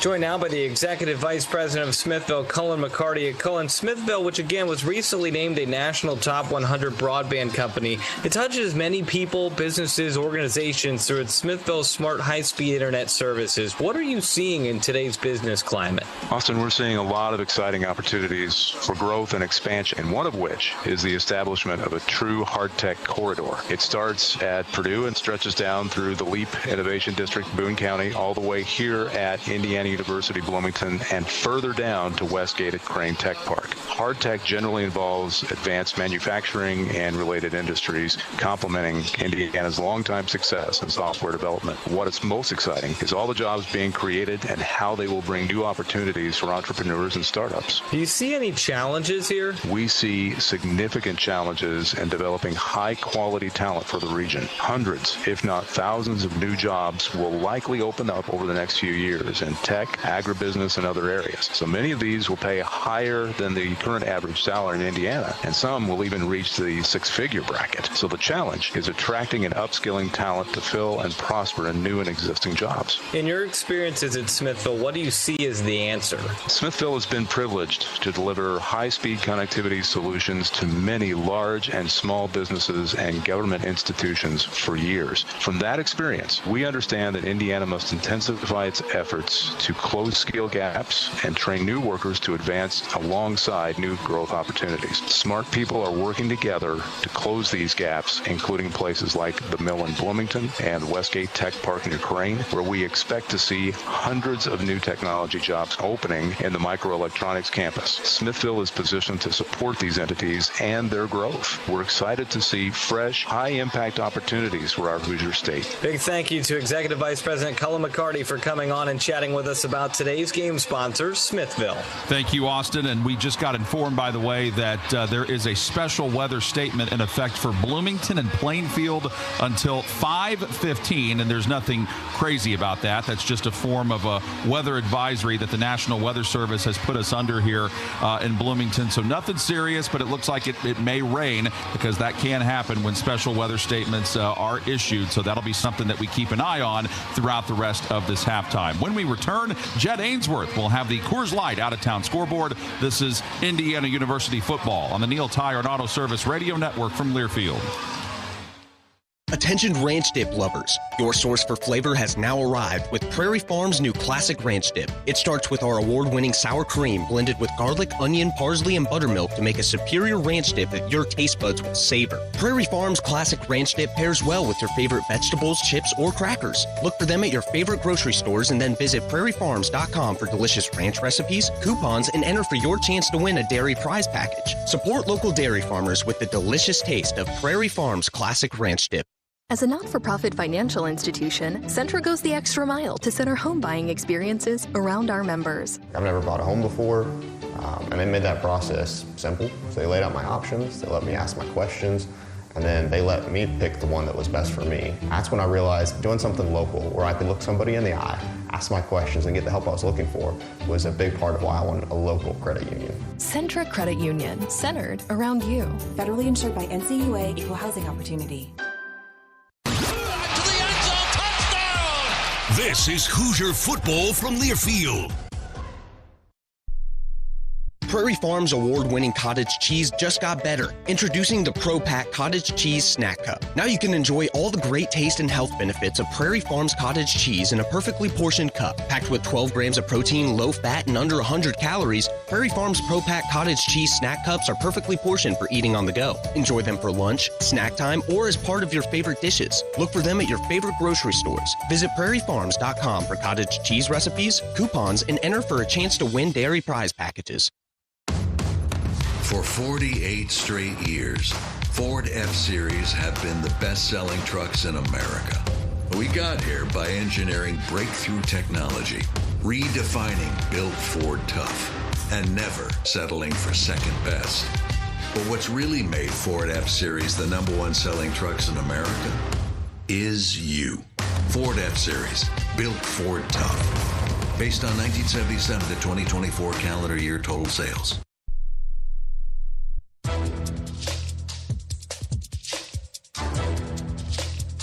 This copyrighted broadcast is an exclusive presentation of Learfield under the broadcasting rights granted by the trustees of Indiana University. Reuse of this presentation is prohibited without the expressed written consent of the university and Learfield. Announcers are provided by Learfield and approved by the university.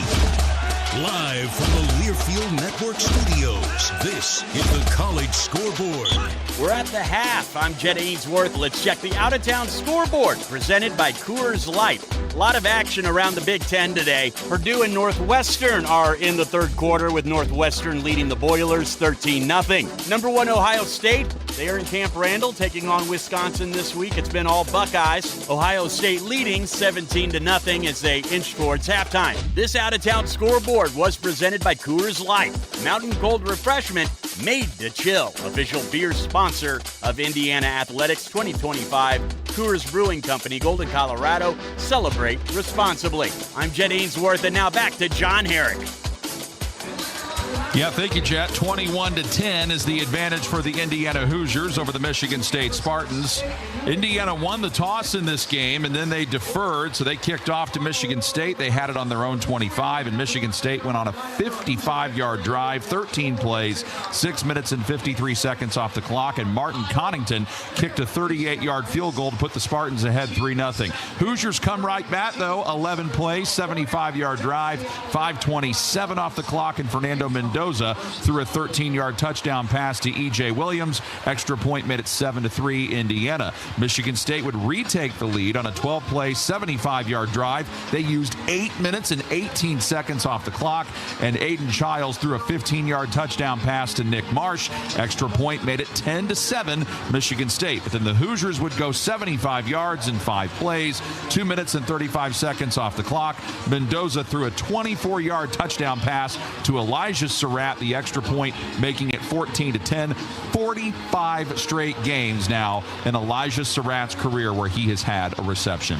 Michigan State would then get the ball on their own 25. They would drive it pretty well. They would get into Indiana territory around the 40, and then on 4th and 9, it was a quick kick by Aiden Childs, but it went into the end zone, so then Indiana got it from their own 20. 8 plays, 80 yards, a minute 47 off the clock, and Kalon Black finished off the drive with a 29-yard touchdown, and that made it 21-10 Hoosiers after the Nico Radicic extra point.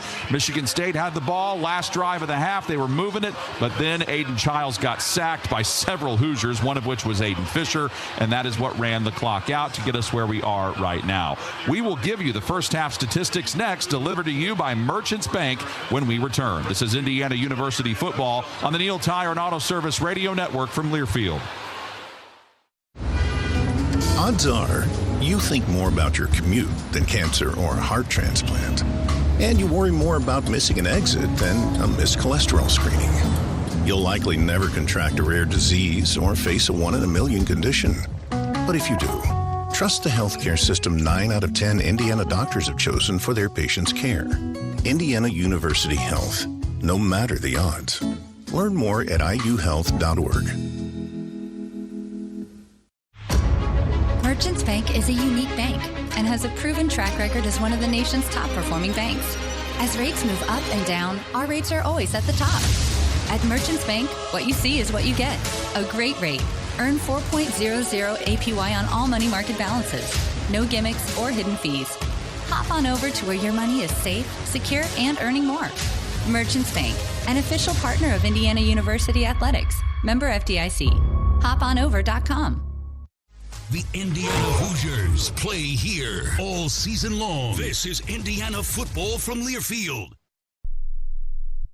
Today's diesel engines produce fewer emissions, achieve better fuel economy, and create more power by utilizing a high-pressure common rail system. But when combined with inferior diesel fuel, deposits can cause sticking, misfiring, and power loss. Country Mark's Premium Diesel X4 with ProFlow contains detergency that lifts off and prevents deposits, saving diesel owners thousands of dollars in operating costs. Get more out of your engine with Country Mark's Premium Diesel X4 with ProFlow.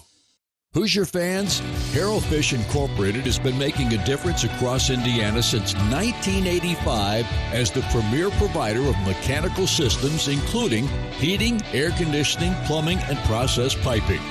Whether it's a large facility, business, or home, or if you want to work with a local company that is the best at what they do and supports the community, be sure to call HFI for your next project and see how they can make a difference for you.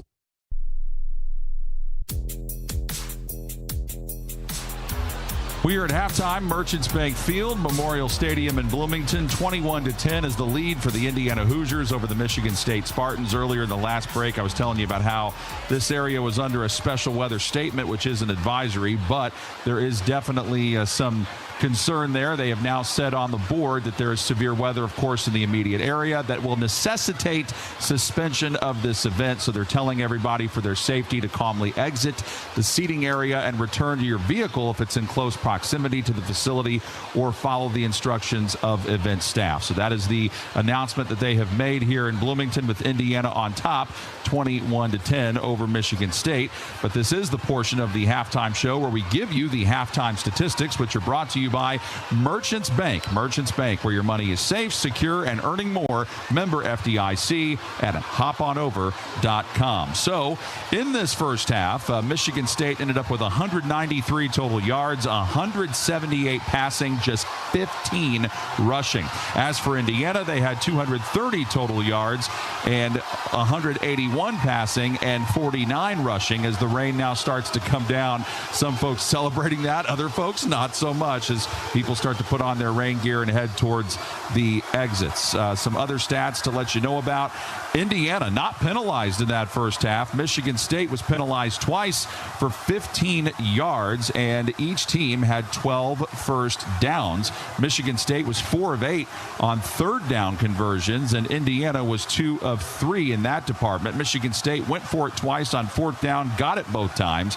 Indiana went for it on fourth down once and got it. Michigan State did run 36 total plays to Indiana's 24. The Hoosiers, though, averaged nearly 10 yards a play. Michigan State averaged 5 yards a play. Hoosiers 14 yards of completion to Michigan's 9. Indiana, though, big difference here. 6 yards per rush on average. Michigan State just 1 yard per rush. Michigan State clearly came in with the game plan of keeping the ball away from Indiana as much as possible. So time of possession, they had the ball for 20 minutes and 11 seconds. Indiana had it for 9 minutes and 49 seconds. Individual numbers, Kalon Black, 3 carries for 37 yards and the 29-yard rushing touchdown. Fernando Mendoza, 13 of 16 for 181 yards passing and 2 TDs. Omar Cooper leads the way in receiving, 5 catches for 50 yards. D'Angelo Pons leads the Hoosiers in tackles with 7, along with Lewis Moore. Aiden Childs, 20 of 22 for 178 yards and a touchdown. He's been sacked once. Nick Marsh with a receiving touchdown from Michigan State, 6 catches for 48 yards. And Elijah Tautoliver is the leading ball carrier for Michigan State, 4 carries for 12 yards. Malcolm Bell is Michigan State's leading tackler with 4 tackles so far in this game, Don. Well, John, you're about ready to get to start talking some more because we do have a weather delay. There's no doubt about that. We have seen lightning strike. We saw one over here to our north, and then one, I think, over here to our east. So at any rate, it's raining now here at the stadium, but it's not as dramatic as I thought it was initially, although actually it's still coming down when you look into the lights. So yeah, it was really coming down, and now it's just I'd call that a heavy mist is what I would call it. Of course, I'm sitting inside. Well, the good news is that most of the fan base has gotten inside underneath the stadium. Yeah, they need to be safe for sure. Exactly, and get to your cars or whatever you have to do. If you just get inside the stadium, I think you're safe as well underneath some cover. And there's not a lot of room out there either, Buck. I mean, when you get inside those areas. In the concourse area? In the concourse area, it's not a lot of room there. I would not want to be shoulder to shoulder in there. I think I would try and find my car. There's some cars leaving now. Yep. There's some people giving up the ship a little bit here, but well, that's all. I don't blame them either. Yeah, I don't blame anybody really. But here's the oddity. You know, it's behind us. It doesn't look that bad. No, it doesn't. It did a while ago. It looked really bad. But at this point, I think it's a question mark. You know what? I don't know. Jake is pulling in his microphone, so we know it's serious. He just storms right by me. He didn't even know I'm here, I don't think, sometimes. Well, I think he knows where you're sitting. Does he? Yeah. I wonder sometimes. He just kind of slams around.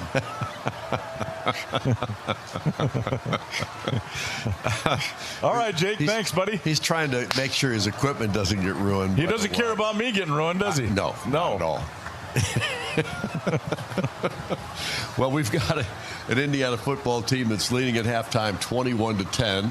We haven't had one of these, I don't think, since maybe 2021. The Iowa ball game, is that about right? 22. Yeah, 22. Is that 22 the last time? I think it was when we were playing Illinois here. Okay. Idaho, that's right. Sammy's right. Idaho. Illinois, Idaho. Yeah. Iowa, it's all the same. It's all a bunch of I League. All the same. There's the old I League in single A baseball. Illinois, Did you play Iowa. that? Did you play in that? I did not. You played at Augustana College, right? Yeah. And how good were you? No. You were really good. No. From what I heard. No. All-American? No. Phil? I don't. What was he? I don't remember. Was he any good? Do you remember?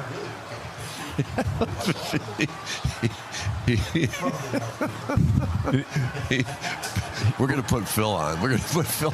I said we're going with a group. He had one catcher's mitt. Is that right? Let me tell you something.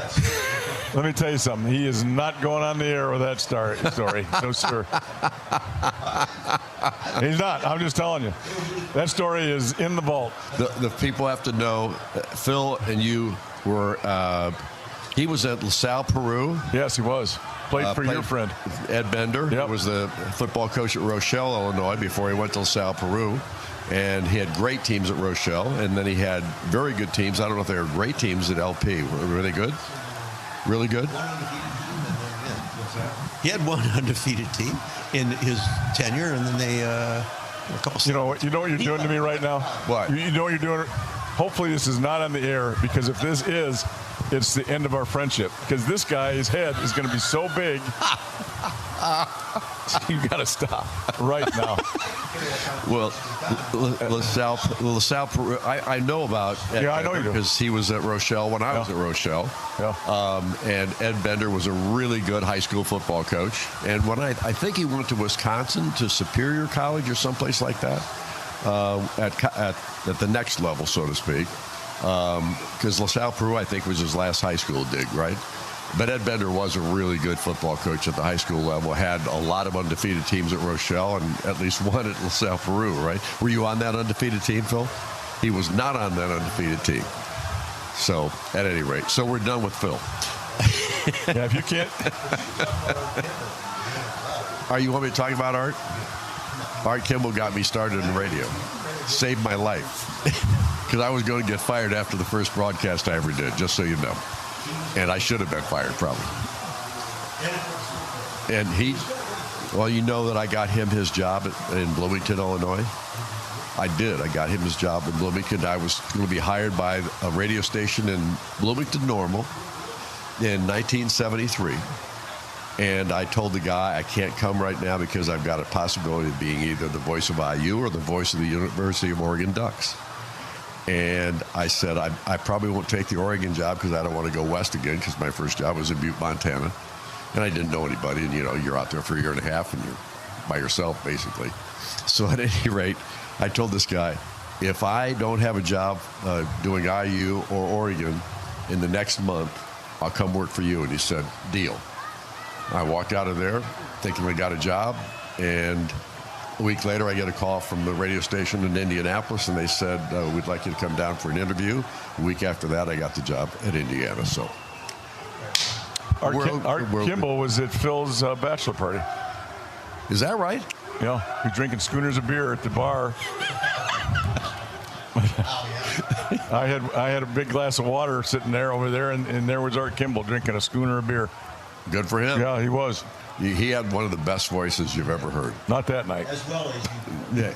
Well, not telling you, Art Kimball had one of those baritone voice basses, and it was awesome. And another guy that I think the world of is Jerry Baker, who broadcast Indiana Pacer basketball for years on radio, and then became the TV voice of them. Did a tremendous job. He had the same kind of baritone-ish voice, that kind of thing. And Jerry didn't look like a guy that would have that kind of voice. He was kind of a thin guy, and you just didn't think, it can't be Jerry Baker. But we've had a lot of great broadcasters come out of Indiana. There's no question about that. Especially Joe McConnell, who did Purdue for a long time. I mean, everybody that and Larry spacing now. Anyway, the other Purdue announcer did a tremendous job. Larry Clisby. Exactly, Larry Clisby. So anyway. Enough of that. We better talk about the football. Well, the memory lane just filled your mind with. It did all kinds of nebulous stuff that didn't mean a thing to anybody. So, anyway, but we're filling time. So, what else are we going to do? Memories for Phil. All right, is your family here, Phil? Are they here today? Your son? Yeah, everybody? Oh, that's cool. And Buck, did you host them?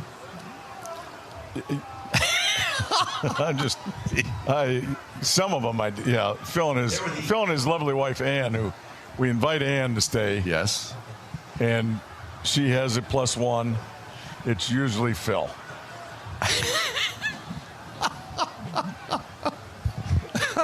So Ann's +1 is always Phil. Not always. Oh, sometimes not. Well, I've been coming mostly by myself. Most of the time,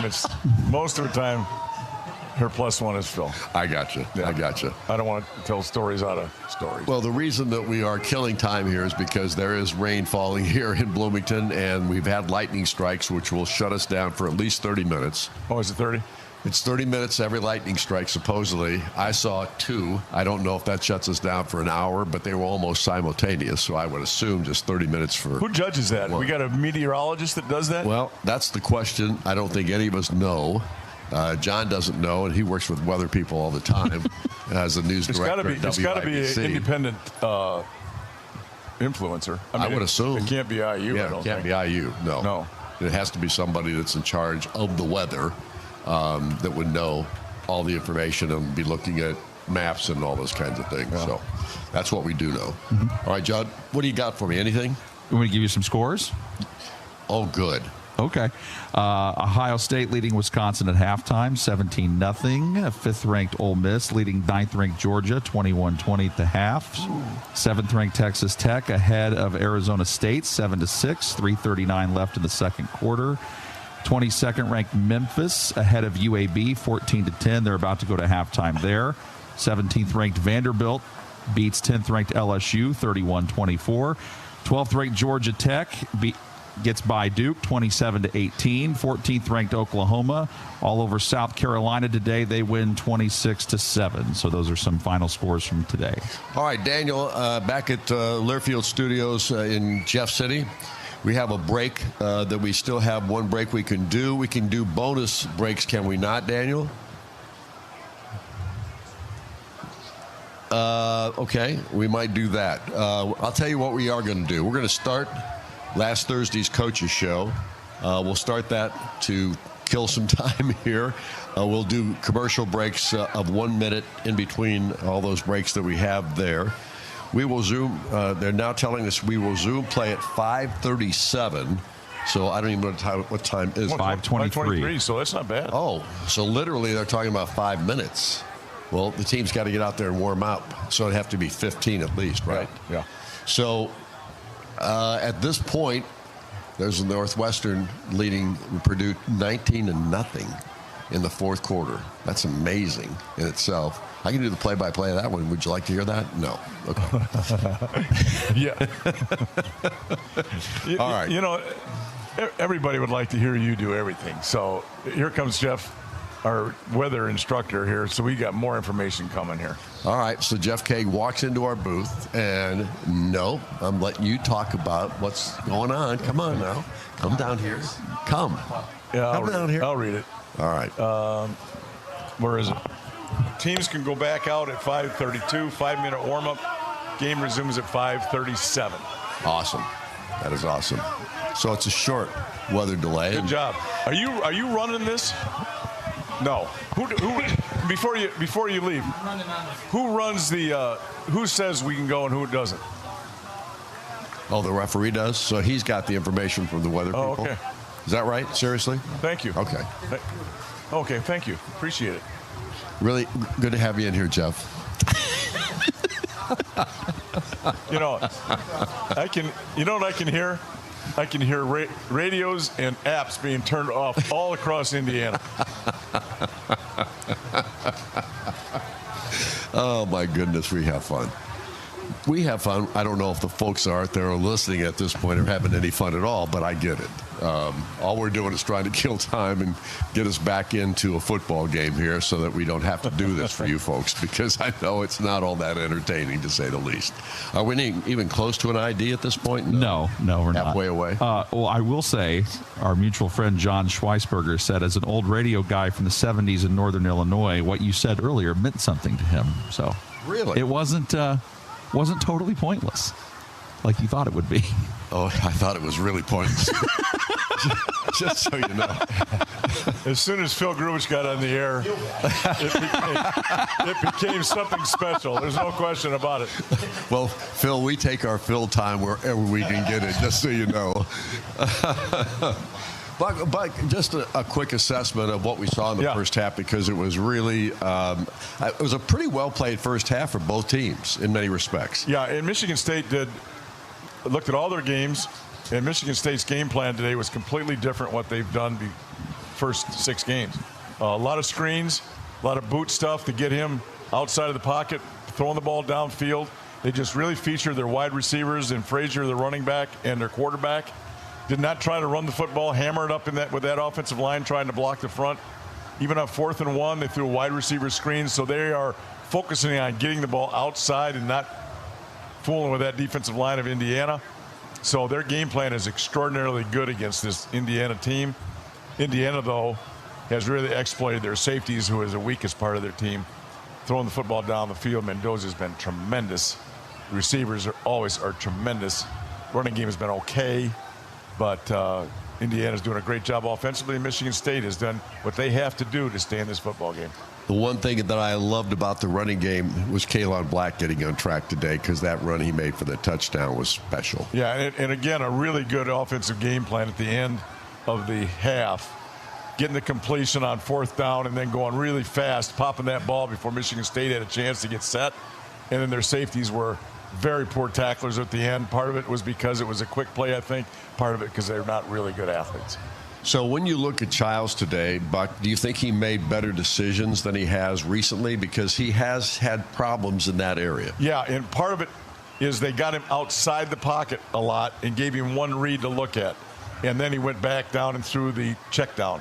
So he went one look, check down. So they took a lot of that vision stuff out of his mind and really simplified things for him. Now, a couple times the check down wasn't great because it wasn't the right situation, but they are trying to get him in a situation where he's not turning it over, making good decisions, and that point was well taken. He did a great job in that first half. My mind is nowhere near what a lot of people's minds are in remembering stuff that has happened in the past, and therefore I'm going to ask you this question. But were you ever involved, or were you involved in any rain delays here at Indiana during the time that you were coaching with Bill Mallory? No, we were not. And it's changed a little bit. The situations are changed a little bit. We never got a delay of game because of the weather. So at least not that I can remember. I'm pretty sure that's true. And I don't remember one either. Yeah. Not that I would remember it, because like I said, the mind isn't always good at our head football coach at the time didn't believe that lightning would ever strike anybody. You're talking about Bill, right? Yeah,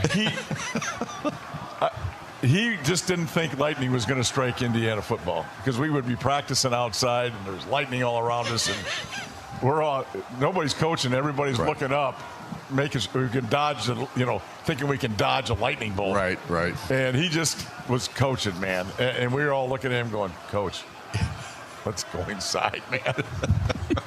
Well, he didn't think it was going to hit him, and we never did. I don't think we ever got struck by lightning. But when was Mellencamp built? I can't remember that either, because that was before 80 or 90. It was 89 or 90. Yeah, someplace in there. Yeah. So you didn't have a practice facility in Bill's first 6-7 years. No. We did, but nobody knew it. We went underneath the stadium. Oh, you did? Yeah. Underneath the stadium practice. Yeah. Interesting. Yeah, in a little turf thing where they store stuff. Ground, dirt. Yeah. That is wild. That's the first time that's come out. Yeah, because underneath the stadium here, there's nothing there but dirt. Yeah, you had to go underneath here, and now they've got it. I think they've got it paved in there. It might be, but it was dirt, and there was basketball stands, old basketball stands down there. Yeah, it was not. How was the lighting? Great. Great. We had to fight off bats for the first 5 minutes of practice, but we didn't do it a lot. But we were underneath there. When you talk about things that have happened here at IU since Kurt Cignetti arrived, and you can go take a look at the inside of Mellencamp Pavilion. Yeah. And you will see some of the newest stuff, which is the lighting, the turf. It just looks like a different place. Completely new. You walk in there now, and it's daylight. Yeah. If you walked in there previously, it was dusk. Exactly right. Yeah. It was not. You couldn't. I mean, even with the lighting on, it was bright as they were. It was dusk. And they weren't very bright. It was dusk. It was really dark in there. So. 96. It was 96, so it was later than that even. Yeah. So I mean, Indiana has not had the football facilities that most schools have had for years and years. No, they haven't. But they do now, and it's getting better. I mean, there's a plan. They even get better. So that's really good. You can thank Pam Whitten and Scott Dolson for what has happened here in this football program here, because what they've done here to upgrade Indiana football, pretty dramatic. And the thing that's amazing is it's lifting everybody else up, which we said a long time ago. If we can lift football up, it's going to lift all the sports. Of course, at that point, there was some great coaches here, but it's going to make everybody better if football will rise up. We got it going for a while, but they just never continued to put money into the football, and it finally fell apart. Well, and I'd also want to say, to Fred Glass's credit, Fred Glass kind of put forth Rick Greenspan, I think, had something to do with coming up with the initial thinking process about we have to fill in the stadium, the two ends of the stadium. Yeah. But Fred Glass put it into practice. And that's been a big got deal. It done. That's a big deal. That is a big deal. I mean, it has made the stadium look like a stadium. Yeah, it's a big deal. So much better than it used to be. Of course, they've got offices in the north end. They've got offices in the south end now. But you can also seating in both ends of those areas. And the stadium is no bigger, I think, from an attendance standpoint than it was before they went to this scenario. No. But you've got 52,000+ fans that come in here. And, you just keep filling it, man. That's all you got to do is keep filling it, because it doesn't matter how big it is. If it's full, that's great. So 5 minutes. Here we go. The game is going to start approximately 5 minutes. My gut is they're going to allow the two teams to come out and go through a few they're coming out now and doing some stuff. Exactly. But let me tell you this. Try and get all these people back into this place in 5 minutes. It's going to be a madhouse. Well, the students are filing in, and they're doing it pretty quickly already. Well, they're going to have to. Here we go. So it should be fun here as we get real back to football and not our drivel that we're talking about here on the air. Thank goodness. Let's go. Get out of this mess. Yeah, we definitely have to do that. There's no doubt about it. So we're right now seeing both teams come out to take their warm-ups here prior to getting started with the second half of this football game, which is, in my mind, a little bit shocking because I thought we'd see a lot more lightning than we did. It got north of us and took off, so hopefully it'll stay that way.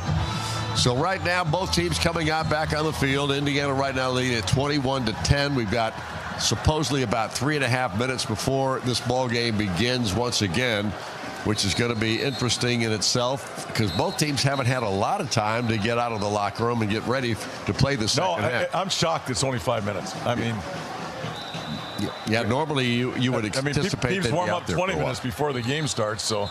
Well, and these half times are 20 minutes long now? Yeah. They're 20 minutes long, and so the players have already been in there 20. Now they've been in there 35 or 40. So it's just a little surprising they're going to get this thing going fast, but probably television we got to get this thing underneath the 7:30 mark.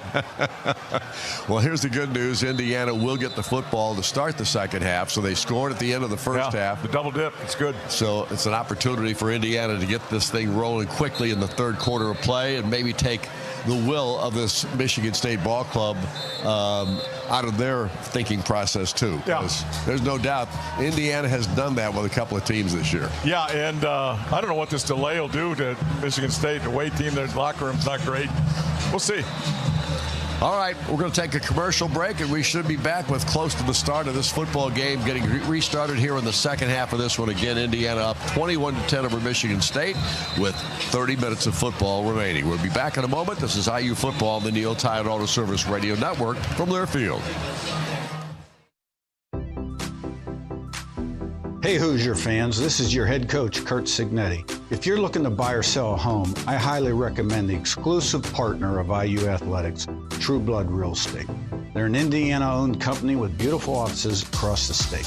True Blood is a tech-driven company that provides their clients with a winning game plan, which is exactly why they are our exclusive partner. If you're looking to buy or sell, call True Blood Real Estate. Go IU.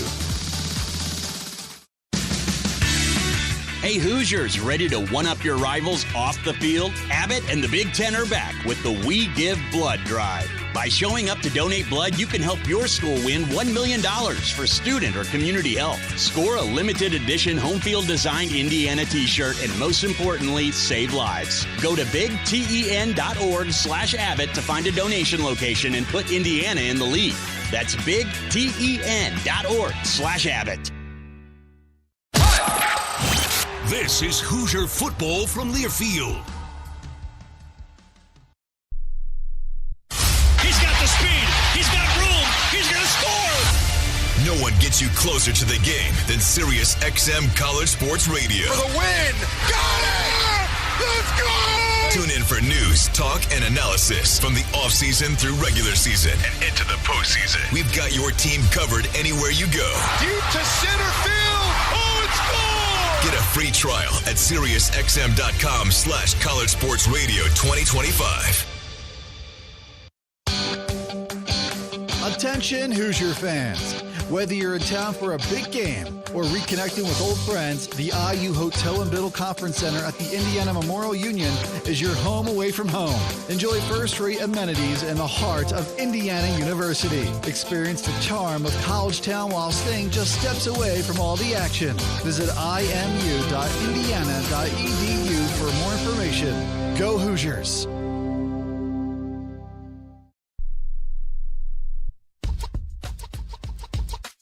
Welcome back to Merchants Bank Field here at the Rock Memorial Stadium, Bloomington, Indiana. We are ready for the kickoff to start the second half of this football game with Indiana leading 21-10 over the Spartans of Michigan State. And the Spartans will be kicking off to Indiana to start the second half. Indiana did win the toss at the outset, deferred to the second half, so they were able to score a touchdown in the final 2 minutes of the first half of this ball game to take the lead up to 21 and stop Michigan State in their drive with about a minute to go, keeping them out of the end zone. Here we go. Here's Mark Connington kicking off for Michigan State. He booms it into the end zone and out, and it'll come out to the 25 of the touchback. And Indiana's offense under Fernando Mendoza will come out of the field, and Indiana will try to get something going here early in the second half of this one to kind of take it out of the fringe of where it would appear to be a little bit right now, 21-10. No win. Look at that flag. Hardly any. Yep. The big flag is probably just hanging down like that because it's so wet. Maybe it's drenched, yeah. Well, and the other flags are, the other flags are blowing. Some of them are wet and wrapped around the pole. So here we go. Himby, the running back. Fernando takes the snap, throws it out here in the flat. Catch is made by Surratt, breaks a tackle, gets a first down, runs it all the way out to about the 20, make that the 37-yard line as Malik Spencer pushes him out. But Indiana with a nice run of 12 after the catch by Surratt. Just another tremendous catch and then run after it. These receivers, they just don't catch it and fall down, man. You got to tackle them. Himby is the running back alongside Fernando. Now moving to the left side of Mendoza. Mendoza takes the snap and keeps it himself and carries it for about a 3-yard gain. Wayne Matthews III came up and tripped him up and brought him down. So it's going to be a gain of 3. It'll be 2nd down and 7. Yeah, quarterback option there. You can either hand the ball off or keep it depending on what that end on that side did. He closed down and Mendoza kept the ball right behind him. Nowakowski and Surratt both split to the far side of the field. Cooper and Williams to the near side. Himby to the right of Fernando. Now Nowakowski moves into an H-back position on the left side. Mendoza takes the snap, looks over the middle, then fires to the right side over here, and it's incomplete. Fans wanted a flag, and they get it.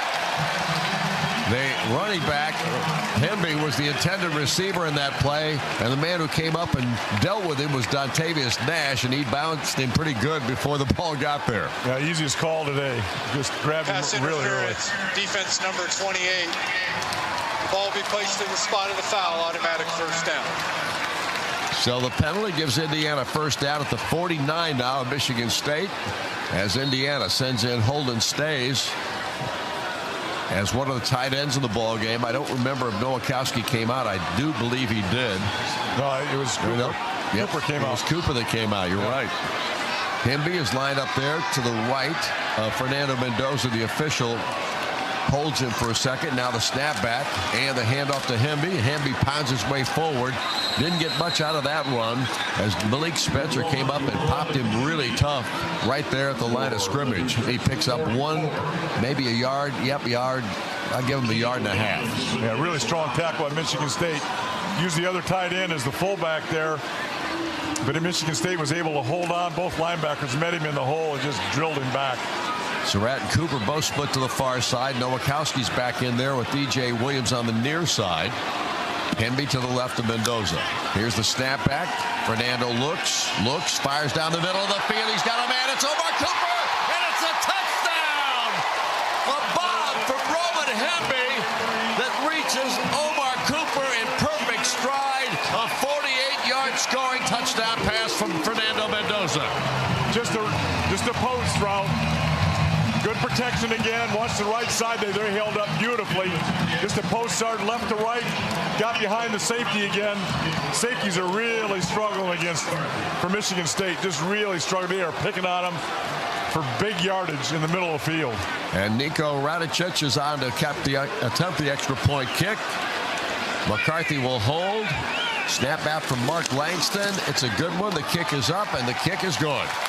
And Indiana immediately puts 7 on the board with less than 2 minutes gone here in this third quarter of play to make it 28-10 Hoosiers. And we're back in a moment. Time out of the field. This is IU football on the Neil Tired Auto Service Radio Network from Learfield. Fall is in season at Kohl's, and you know what that means. Pumpkins, plaid, and anything that smells like cinnamon. This week, take an extra 20% off decor, home furnishings, bedding, and more. So whether fall is your entire personality or you're just a casual pumpkin enthusiast, the deals at Kohl's are here for your seasonal style. Select styles, some exclusions apply. 20% offer ends October 19th. See store or Kohls.com for details. The Indiana Hoosiers play here. This is Indiana football from Learfield. Hoosier fans, Harold Fish Incorporated has been making a difference across Indiana since 1985 as the premier provider of mechanical systems, including heating, air conditioning, plumbing, and process piping. Whether it's a large facility, business, or home, or if you want to work with a local company that is the best at what they do and supports the community, be sure to call HFI for your next project and see how they can make a difference for you. Today's diesel engines produce fewer emissions, achieve better fuel economy, and create more power by utilizing a high-pressure common rail system. But when combined with inferior diesel fuel, deposits can cause sticking, misfiring, and power loss. Countrymark's Premium Diesel X4 with ProFlow contains detergency that lifts off and prevents deposits, saving diesel owners thousands of dollars in operating costs. Get more out of your engine with Countrymark's Premium Diesel X4 with ProFlow.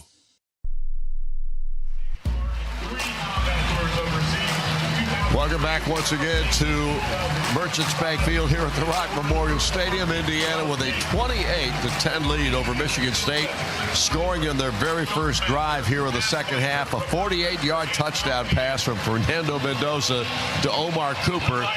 A perfect throw and a perfect, Omar never had to break stride a second worth, and he was able to score the touchdown easily. That 48-yard TD pass from Mendoza to Omar Cooper. 4 plays, 75 yards in a minute 51. So Indiana immediately taking control here in the second half.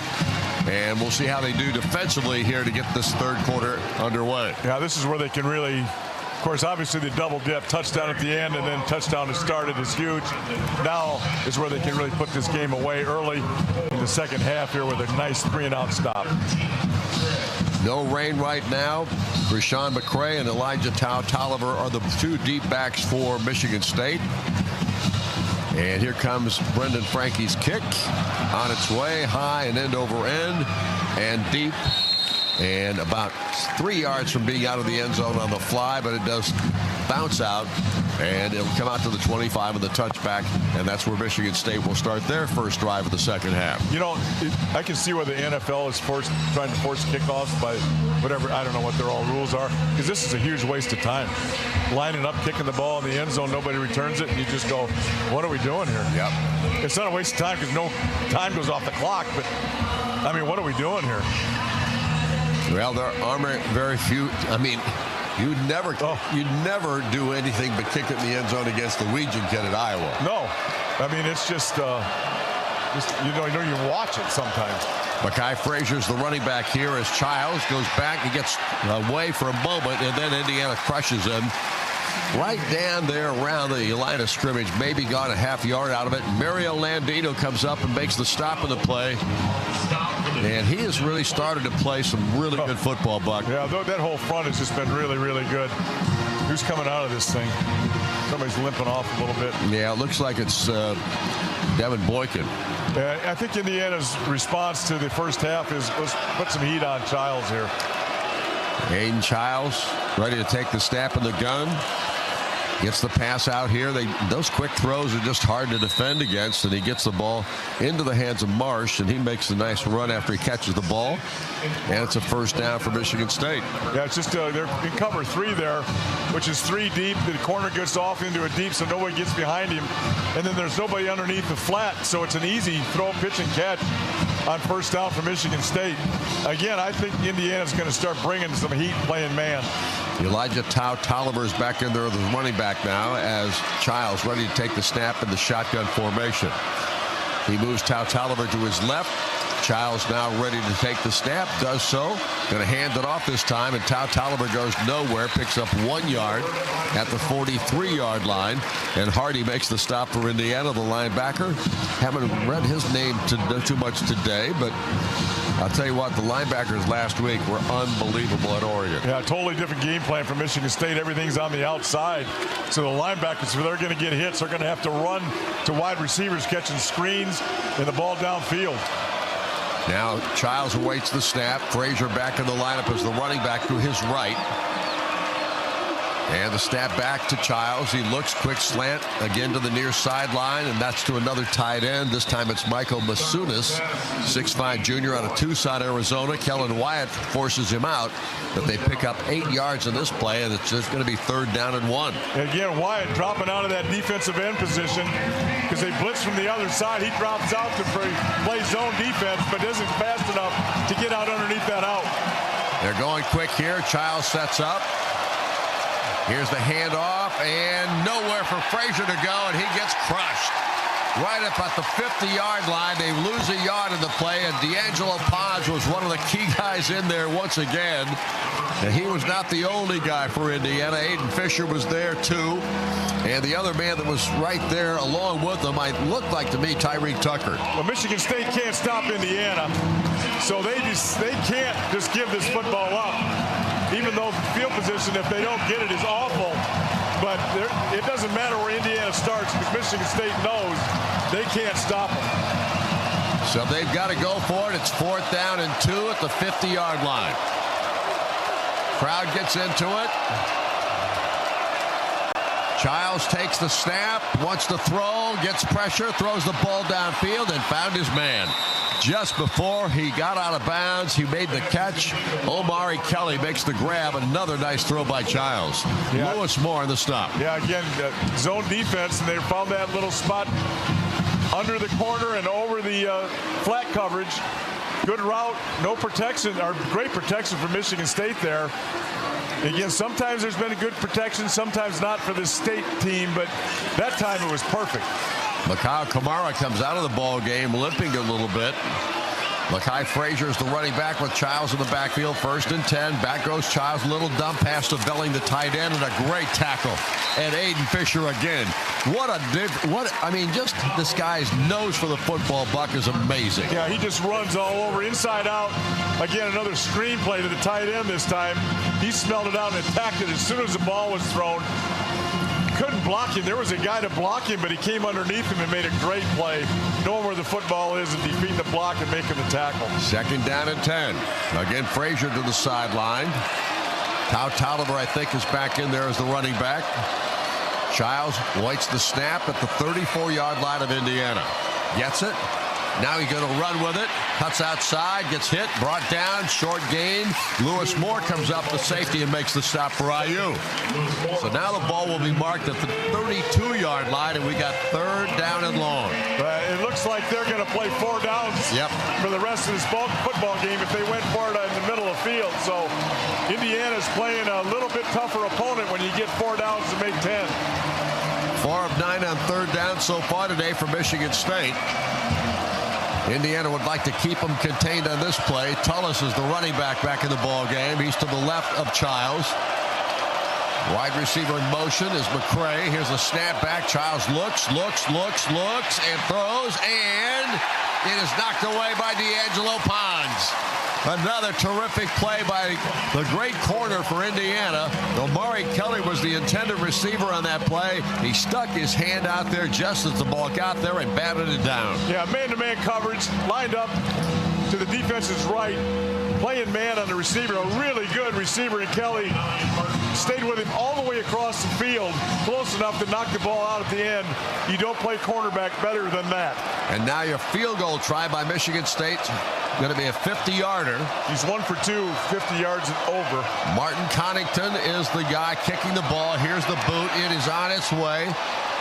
Just has enough distance, and it is wide to the right. He missed the field goal. So he's now 1 of 3 on the season in that department as far as that distance. And Indiana survives that drive by Michigan State. And we have timeout on the field with 7:56 to go here in the 3rd quarter. Indiana leads it 28-10. We're back in a moment. This is IU Football on the Neil Tire Auto Service Radio Network from Learfield. Some people just know you can save money on car insurance by checking Allstate first. Like to check if they're going for it on 4th down before going to the concession stand. Yeah, give me 3 hot dogs, 2 jumbo touchdown, baby! What? Hey, buddy, you want cheese with those? Yeah, checking first is smart. No. So check Allstate first and see what you could save. You're in good hands with Allstate. Potential savings vary, including based on how you buy, subject to terms, conditions, and availability. Allstate North American Insurance Company and affiliates, Northbrook, Illinois. Hoosier football is on the air. This is Indiana football from Learfield. It's no coincidence that Neil rhymes with deal, because that's something you could always count on with the leader in tires and auto repair for nearly a century. Neil Tire is committed to give you the best deal on a set of Falcon tires. Stay safe on the roads this football season as you travel to all those Indiana Hoosiers football games. Visit neiltire.com to schedule an appointment and to find the location nearest you. As always, nothing beats a Neil deal. Electric Plus is a full-service electrical contractor with offices in Bloomington, Avon, Kokomo, and Lafayette. We work hard to deliver big wins for our customers, leading the league in new construction, modernization, and service repairs. Our team specializes in industrial, commercial, and residential work with 24/7 emergency coverage. We are 100% employee-owned through our ESOP, meaning every job is powered by people who have a stake in our success. Just like the Hoosiers aim to be the best, the mission of Electric Plus is to be the best electrical contractor, period. Visit electricplus.com to learn more. Go Hoosiers!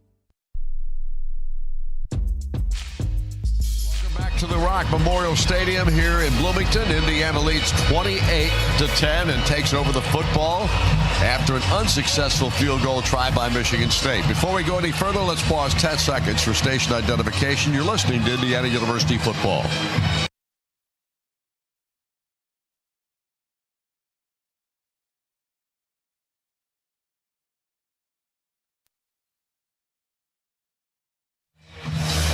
fans, IU Credit Union has been serving Hoosiers since 1956. They are the exclusive provider of the IU Athletics MasterCard debit card. Choose yours from 6 great IU designs and show you Hoosier pride. Visit any IU Credit Union branch or see them online at iucu.org. Well, Buck, Indiana gets the stop they wanted in this third quarter for Michigan State, and now they've got the ball back in their hands at the 32-yard line. Yeah, just exactly. Well, not exactly what they wanted. Field position could be better, but again, a good stop there with back-to-back scores coming out of the first half, leading into the second. Now, again, I think they've scored a touchdown on every single time they've had the football today. Tell me if I'm wrong. I think that's 4 right. for 4.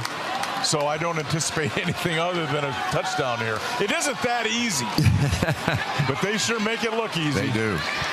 2 receivers wide on either side. Now Nowakowski lines up in tight. Now here's the throw to the sideline, and the catch is made by E.J. Williams as he goes out of bounds right around the 39-yard line. Very close to a first down, but it'll be 2nd down and 3. And Buck, it seems like every week another receiver gets featured. Yeah, people just kind of maybe rotate a little bit to those guys, but EJ has been quiet a little bit lately, but has woke up today. 3 receivers to the far side. Now they all come in tight. 1 receiver to the near side as well tight. Here's the handoff. This time it's Kalon Black, and Black runs it for a first down, or very close to it. Yep, he got a 1st and 10. Jordan Hall makes the stop in the play. Kalon getting some running room today, and he is using it. Yeah, he's running the ball right up the middle and just running hard, attacking to the end of the run. Just beautiful tailback play. You know, so many times this year they've run that little out route on first down to get 2nd and 3 and just keep drives going. Just tremendous offensive game planning. 2 receivers far side. E.J. Williams to the near. Nowakowski moves to the H-back on the left side. Here's the snap back. Again, the handoff to Kalon. And Kalon moves it for a 2 or 3 this time. We'll see where they mark it. Wayne Matthews, the 3rd, makes the stop for Michigan State. It's going to be at the 47-yard line, so it'll be 2nd down and 7. Yeah, a little counter play with the tight end leading him up into the hole. Michigan State being really strong at the point of attack there. Indiana has Omar Cooper and Elijah Surratt lining up to the left. Nowakowski is the H-back to the left. Now he moves to the right side. And here's the snap back. Here's the throw by Mendoza, caught by Omar Cooper. His forward progress had him right around the 47-yard line of Michigan State. Oh, they gave him a good spot. Yeah, they did. They gave him that spot. Exactly right. They kept walking. Armorian Smith makes the stop for Michigan State. Indiana lines up quick this time. It's 3rd down and 1. And a quick snap and the handoff, and there goes Kalon. And he's got himself a 1st and 10. Good 2 or 3 yard gain on that one for a first down, and that first down is brought to you by Cassidy Electric. Yeah, Michigan State just got set before they snapped the ball. They've done that a number of times on those 3rd down and shorts, getting to the line of scrimmage, making a quick count, running the football right at Michigan State, and they're not ready up front with that quick snap. Indiana sends 3 receivers to the near side. Cooper, Williams, trying to pick up the 3rd. Now Omar goes in motion to the far, but they throw the football to this side, and it's E.J. again. Then Williams comes up with another catch right around the 38-yard line now. That's good for about a 5 or 6 yard gain. It's going to be 2nd down and 4. Again, that first down if they give him cushion out there, no matter what's called, he's going to throw that ball out to the flat and get a really good first down play. Tremendous offensive game planning. 2 receivers far side, 1 to the near. And now Fernando checks the sideline for a second, says something to the offensive line. And in the backfield is Hemby. And he gets a quick throw by Fernando, and Mendoza throws for the first down. And again, another nice catch, but a perfect throw, and then a really good effort on Omar Cooper's part to get an extra 3 or 4 yards on the play of the 1st and 10. Yeah, run pass option. He saw the blitz coming from the left side, the offense's left side. He knew that there was a slant pass behind that. Instead of running the football, he picked it out of there and threw the slant behind that blitz. And again, a really good first down play. Surratt to the left, Cooper to the right. Himby right side of Mendoza in the backfield. Here's the snap, and Fernando fires this one to the end zone, and it is caught! Another tremendous grab for a touchdown by Elijah Surratt!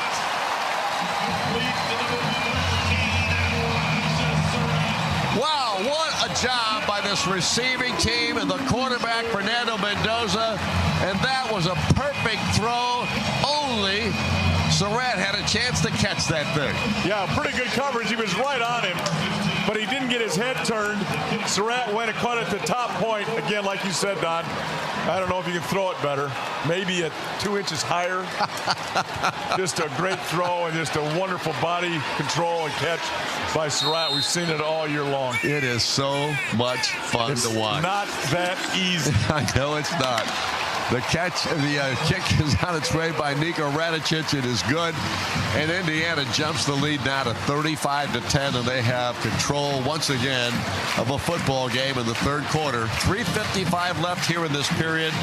Timeout on the field. We'll take a break. This is IU Football on the Neil Tire Auto Service Radio Network from Learfield.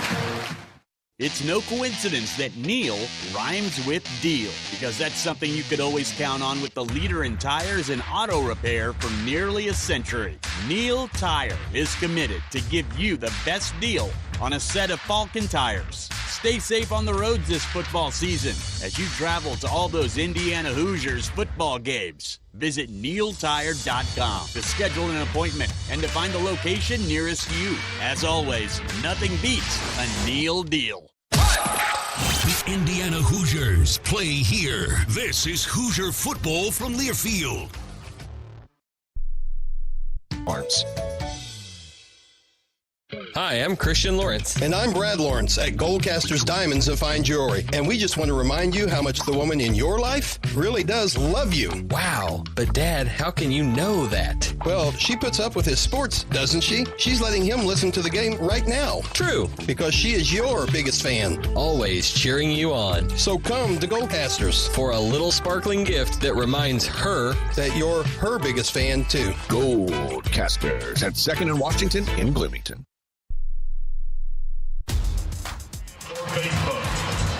Once again here at Merchants Bank Field, home of the Indiana Hoosiers at the Rock here at Memorial Stadium. And right now, Indiana up 35-10 with 3:55 to go in this ball game after a 27-yard touchdown strike from Fernando Mendoza to Elijah Surratt.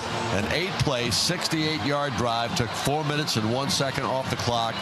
And it was a piece of art to look at that pass play and see how it's executed, and it was executed to perfection. I'm not a good math guy, but what's 7 times 5? 35? And Indiana's had the ball 5 times? Yes, sir. Wow. Well, today, Mendoza, 20 of 23, 298 yards, 4 touchdowns. Just so you know. Well, we got a lot of time left. Maybe he can improve. All I can tell you is it's pretty impressive, to say the least. And the offensive line is spectacular. They're doing a great job. I mean, it's just spectacular. Let me tell you something. Try and find somebody better in this country than this football team. Try and find it. Here's the kick on its way. End over end. Frankie bangs it into the end zone. It bounces out. It'll come out to the 25 on the touchback. Finney Hospitality Group, owner of Yogi's, Social Cantina, The Tap, and Smokeworks. They proudly support IU Athletics. Join us at our local spots to celebrate every victory. Go Hoosiers. Well, Indiana, right now, working here with 3:55 to go in the third period. Now dominating Michigan State here thus far in the second half of this ball game. You know what I want here, don't you? I do. You want a defensive score? I do. Here's Childs, ready to take the snap. Does so. Going to go throw it to the right side on a screen again to the tight end. And he is able to pick up very close to a first down and not a first down. Lewis Moore finally caught up to him and brought him to the ground. It looks like it may be just shy of first and 10. I call that a Don Fisher spot right there. Boy, they're doing a great job with Childs. Just running those screens and boots and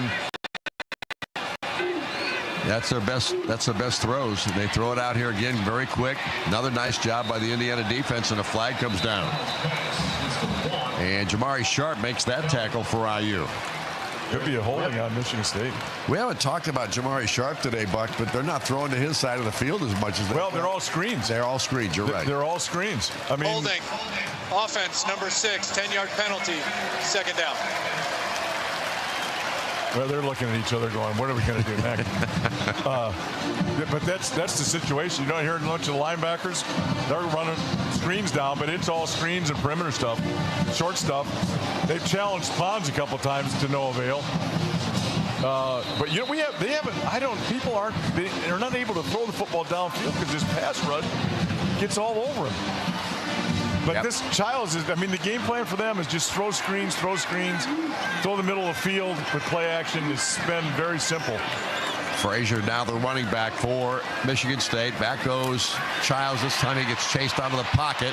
Rolls to his left. Another flag is down. And Childs is now going to be brought down right around the 26-yard line.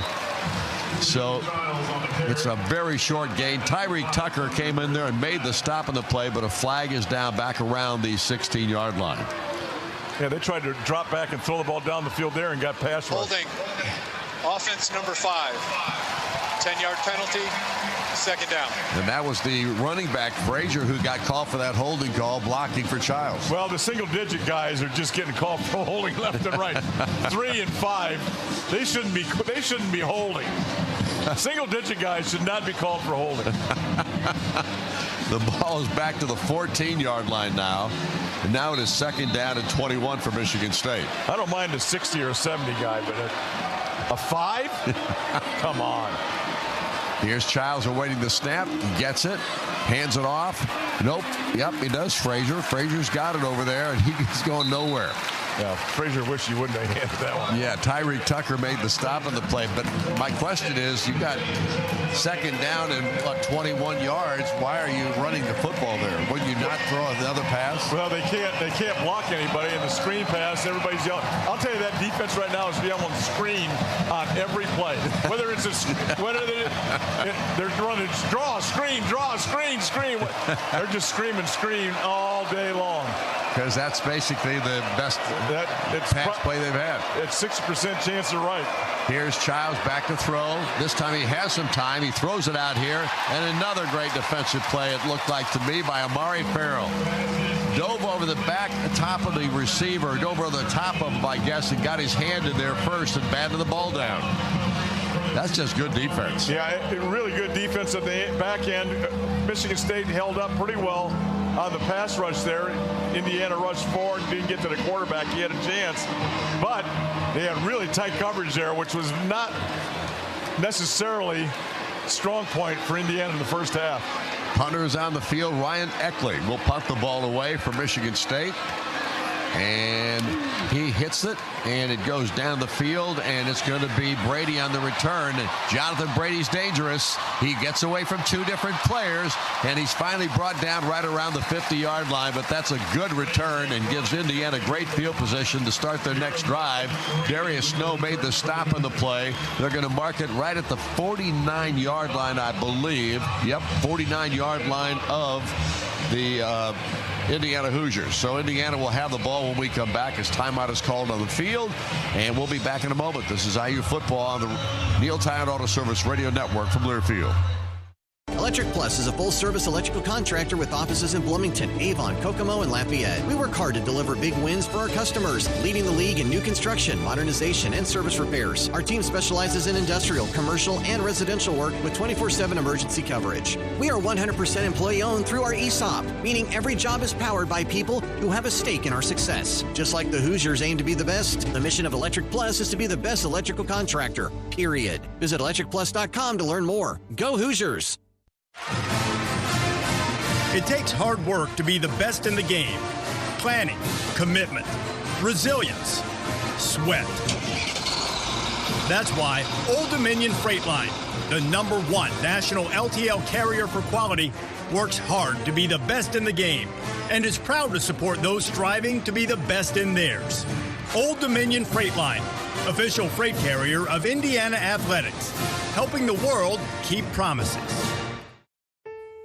Get back to doing what you love with the right support close to home. As the official healthcare and sports medicine provider of IU Athletics, IU Health Orthopedics and Sports Medicine will help you get back to doing the things you love. Whether it's knee pain or a broken bone, you can schedule a consultation or visit our walk-in clinic for urgent needs. IU Health gives you more options for highly skilled care when, where, and how you need it, including right now. Call 812-333-BONE or visit iuhealth.org/Bloomington Ortho.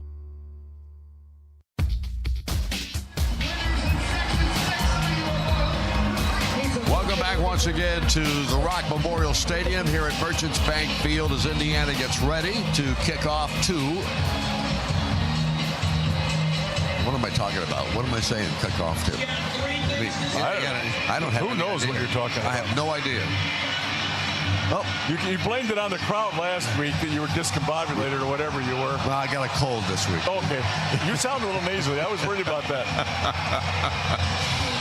Indiana. I got a couple of emails saying, Indiana. Why is Don so nasally? Yeah, well, he's nasally because he got a cold. No. But that's what you get when you go to Eugene, Oregon. Get back at 4:30 for you, probably, huh? I got back at, I got in the house at 4 o'clock. Yeah. Okay. Well, Indiana with a football. The ball's resting at the 49-yard line of IU. Everybody feels sorry for you. Everybody. And I don't care. Two people coming, two receivers to the near side, one to the far. Hemby, the running back. Fernando takes the snap, and he hands it off to Roman Hemby. Stiff arms a man to the ground, turns it upfield, spun around, lost the football, and let's see, it was down on the ground apparently when Hemby hit the deck. Malcolm Bell comes up with the tackle on the play. The runner was down by rule prior to the ball coming loose. It's second down. Yeah, the ball might be a little slick from that rain, Buck, because that turf has got to be a little wet from it. Okay. Got to give him some kind of love. He was running hard. He was running really hard. That's all I really care about. That guy was running hard. They're going to look at this again. The ruling of the runner down prior to the ball coming loose is under review. The look I had, there was a big old head right in front of it. I couldn't see it. Whose big old head was it? I think it was that ball boy's head. I gotcha. So the referee's going to go take a look. We'll see what that proves out to say. It was a white-hatted dude. I don't want him to fumble here. He ran that ball too hard to fumble. He did. Well, Coles spun around. Coles has the back-to-school styles. The play has been reviewed. The ruling on the field is upheld. It's second down. Okay. Coles has the back-to-school styles that'll spoil them at prices that spoil you. From jeans and tees to sneakers and more, which means you can do it all without overdoing your budget when you shop at Kohl's and Kohl's.com. You know, it's really, you can just about do anything when you're winning. You know that, Buck? Just about anything, and you can get away with it. Okay. And we're doing it. Okay. Yeah, we put Phil Grubich on the air. We can do anything. Anything. Hemby is right ready to take another snap. This time he does. Again, he gets some positive yards for the first down. That's all he needed was a couple of yards, and he was able to get it. He was hammered when he got the handoff. So Alex Van Sumeren, the first time we've said his name today, makes the stop for Michigan State, and the ball's resting at the 40-yard line of the Spartans with Indiana at 1st and 10. This game is flying. The third quarter is almost over here with 35 seconds, 30. Yep. Kalen Black just checked into the ball game and replaces Roman Hemby. Wide receiver to the far side is Surratt. Nowakowski lined up as an H-back to the far side. Now he comes in motion to the right. Sets himself. Here's the snap back, and the handoff goes to Kalon, and Kalon Black handles it for about a 4-yard gain down to the 36. Armorian Smith makes the stop on the play, and Indiana will have a 2nd down and 6. Well, Michigan State sold out against the run there. They were in man-to-man coverage with no free safety, and Indiana still ran the ball for 4 yards right into the teeth of it. And that's the end of the third quarter of play, and Indiana with a 35-10 lead over Michigan State. And another terrific performance by this football team here today. And today the offense kind of takes a little bit of the leveling of offense and defense to the good side for the offense today. Yeah, and the thing about this football team is if it's not one, it's the other. And if it's not either of those two, it's special teams. So it is a complete football team, as complete as anybody in the country. No doubt about it. We have timeout on the field. We'll take a break right here, and we'll be back in a moment. This is Indiana University football on the Neil Tyrant Auto Service Radio Network from Learfield. Your health is affected by a lot of things in your life, like what you eat, where you work, or even how you get to a doctor. It all connects. That's why CareSource offers so much more than health insurance. We connect you to the resources in our community that make your life better so your health can be better too. But the most important connection we're making in Indiana is with you. CareSource. Care that connects. Connect with us now at caresource.com. This is Hoosier football from Learfield. It's no coincidence that Neil rhymes with deal, because that's something you could always count on with the leader in tires and auto repair for nearly a century. Neil Tire is committed to give you the best deal on a set of Falcon tires. Stay safe on the roads this football season as you travel to all those Indiana Hoosiers football games. Visit neiltire.com to schedule an appointment and to find the location nearest you. As always, nothing beats a Neil deal. He's got the speed. He's got room. He's going to score. No one gets you closer to the game than Sirius XM College Sports Radio. For the win. Got it. Let's go. Tune in for news, talk, and analysis from the offseason through regular season and into the postseason. We've got your team covered anywhere you go. Deep to center field. Oh, it's gone. Get a free trial at SiriusXM.com/College Sports Radio 2025.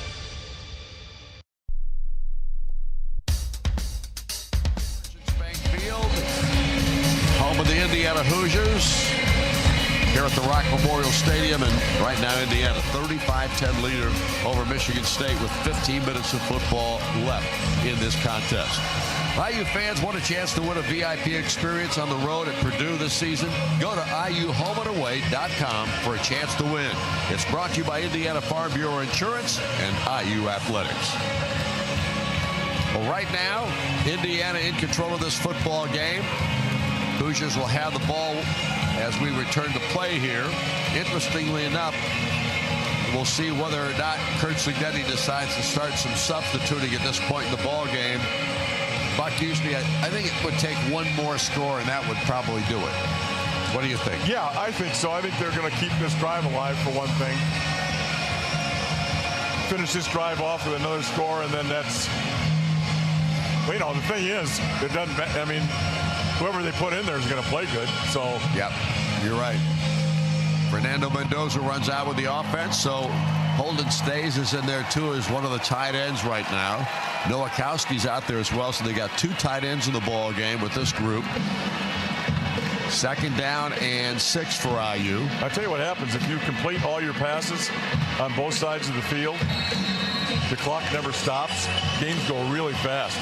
I mean really fast Good now. point. Because when you run out of bounds, the clock doesn't stop till under 2 minutes. Yep. And the game just flies by if you don't have incompletions. Fernando awaits the snap, and he's going to throw this one down the field, and another catch right on the sideline by Omar Cooper as he goes out of bounds right around the 19-yard line. And Indiana got an easy first down there. However, there's a flag. Ineligible receiver downfield, offense number 65. And that's the first 5-yard penalty, 2nd down. I think the first penalty of this ball game for Indiana. Yeah, and again, that was a that's not his fault, because that was a run pass option, and he held the ball just a little too long before he threw that. The lineman was blocking a run, and it was a pass, and he just held it too long. So now Indiana has a 2nd down and 11. Ball back at the 41-yard line. Fernando takes the snap. Mendoza looks over the middle, throws to the sideline. Catch is made by Nowakowski. He gets belted hard and upended, somersaulting him to the ground by Nakai Martinez, but he hung on to it. No damage done to him physically. And Jonathan Brady's about to check into the lineup for IU. Yeah, really good tackle by the secondary there. I've got to say something nice about this Michigan State defense before the game's over. It's 3rd down and right at 4 yards. 3rd and 4 for Indiana. Fernando Takes the snap. Looks to throw it. Dumps it out to Roman Himby. Himby, 30-yard line, 25, still going, 20, 15, down to the 12-yard line before they upend him. A terrific run by Himby after he caught the football. Avion Gross makes the stop in the play. That goes for 22, and Indiana's going without a huddle. Yeah, Himby chipped the blitzer there and then got the screen pass and then took off. Now, Fernando says something to the line, steps back in the shotgun. Takes the snap, throws to the sideline. This time it's Brady, and Brady going nowhere, and he's going to lose a yard or two on the play. So it's going to mark him at the 14-yard line, so he loses a yard. It'll be second down and 11.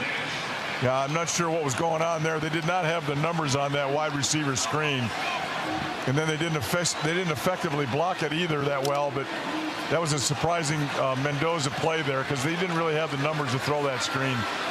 Cooper comes into the ball game. They got three receivers all lined up in that arrowhead formation to the right, one to the near side. Here's the snap, and this time the handoff is going to go to, it looked like, Kobe Martin in the game for the first time today, the freshman. He hasn't played in 2 weeks. No. Which I thought he was going to get a lot of playing time after the injury to Beebe, but first carry that I've known in 2 or 3 weeks. Yep. Van Silber makes the stop on Kobe, and he heads to the sideline. Himby comes back into the ball game, so he's in there for just one play. I'll tell you what, you better produce him to get in there. You get That's true. Right out. Third down at 11. Not sure that was his fault either. No, but let's put Himby in there. See what happens. Himby is back in there. Rolls to the right side of Fernando. The snap back. Here's a quick throw. And down into the middle goes Surratt with another nice play. He gets it down to a 7-yard line. And Malcolm Bell makes the stop on this one. And Indiana comes up with another nice play here to put Indiana in good position. But it is fourth down. And now, will Indiana go for it on fourth down, or will they decide to kick it, or we're going to have a timeout? I think they're going to go for it here. Yep. They don't want to break their string of possessions and touchdowns. Yep, I think that's the case. You got an offside situation here, and offsides will get you a first, I think. It's fourth down and 5. Fernando gets the snap, looks, throws to the end zone. Oh, what a catch! Is it a touchdown? No. They're saying it's not a touchdown. And that was a terrific grab, it looked like, by E.J. Williams. I'd like to see him look at that. That foot's first down, Michigan State. Slammed down, but Indiana doesn't think he got it. E.J. Williams made a terrific catch of a ball that was thrown, well, probably about the only spot it could be thrown to and be caught. But we'll have to wait and see. I think everybody's decided it wasn't a catch.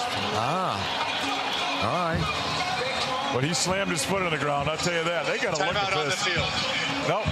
They're going to look at it, I think. Maybe we're taking the timeout to see if they'll look at it. Yeah, I would think maybe.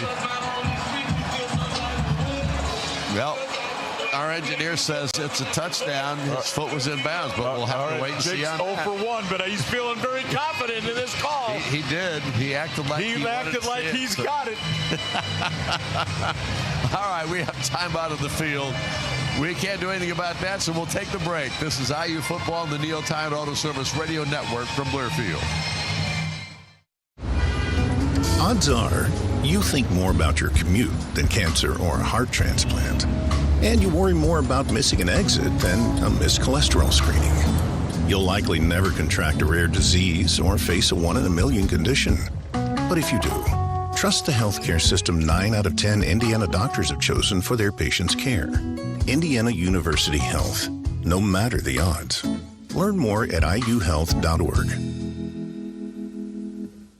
The Indiana Hoosiers play here. This is Indiana football from Learfield. Hi, I'm Christian Lawrence. And I'm Brad Lawrence at Goldcasters Diamonds of Fine Jewelry. And we just want to remind you how much the woman in your life really does love you. Wow, but Dad, how can you know that? Well, she puts up with his sports, doesn't she? She's letting him listen to the game right now. True. Because she is your biggest fan. Always cheering you on. So come to Goldcasters for a little sparkling gift that reminds her that you're her biggest fan, too. Goldcasters at 2nd and Washington in Bloomington. Hoosier fans, Harold Fish Incorporated has been making a difference across Indiana since 1985 as the premier provider of mechanical systems, including heating, air conditioning, plumbing, and process piping. Whether it's a large facility, business, or home, or if you want to work with a local company that is the best at what they do and supports the community, be sure to call HFI for your next project and see how they can make a difference for you. Welcome back to the Rock Memorial Stadium here at Merchants Bank Field with Indiana on top of Michigan State 35-10. That looks like no review. Maybe we'll see a review. We'll see. I think Kurt Cignetti talked to the officials about it during the timeout, and they would like to see a review, but I don't know if that's going to happen. Well, something's going on here now. Yeah. Now the referee's coming over.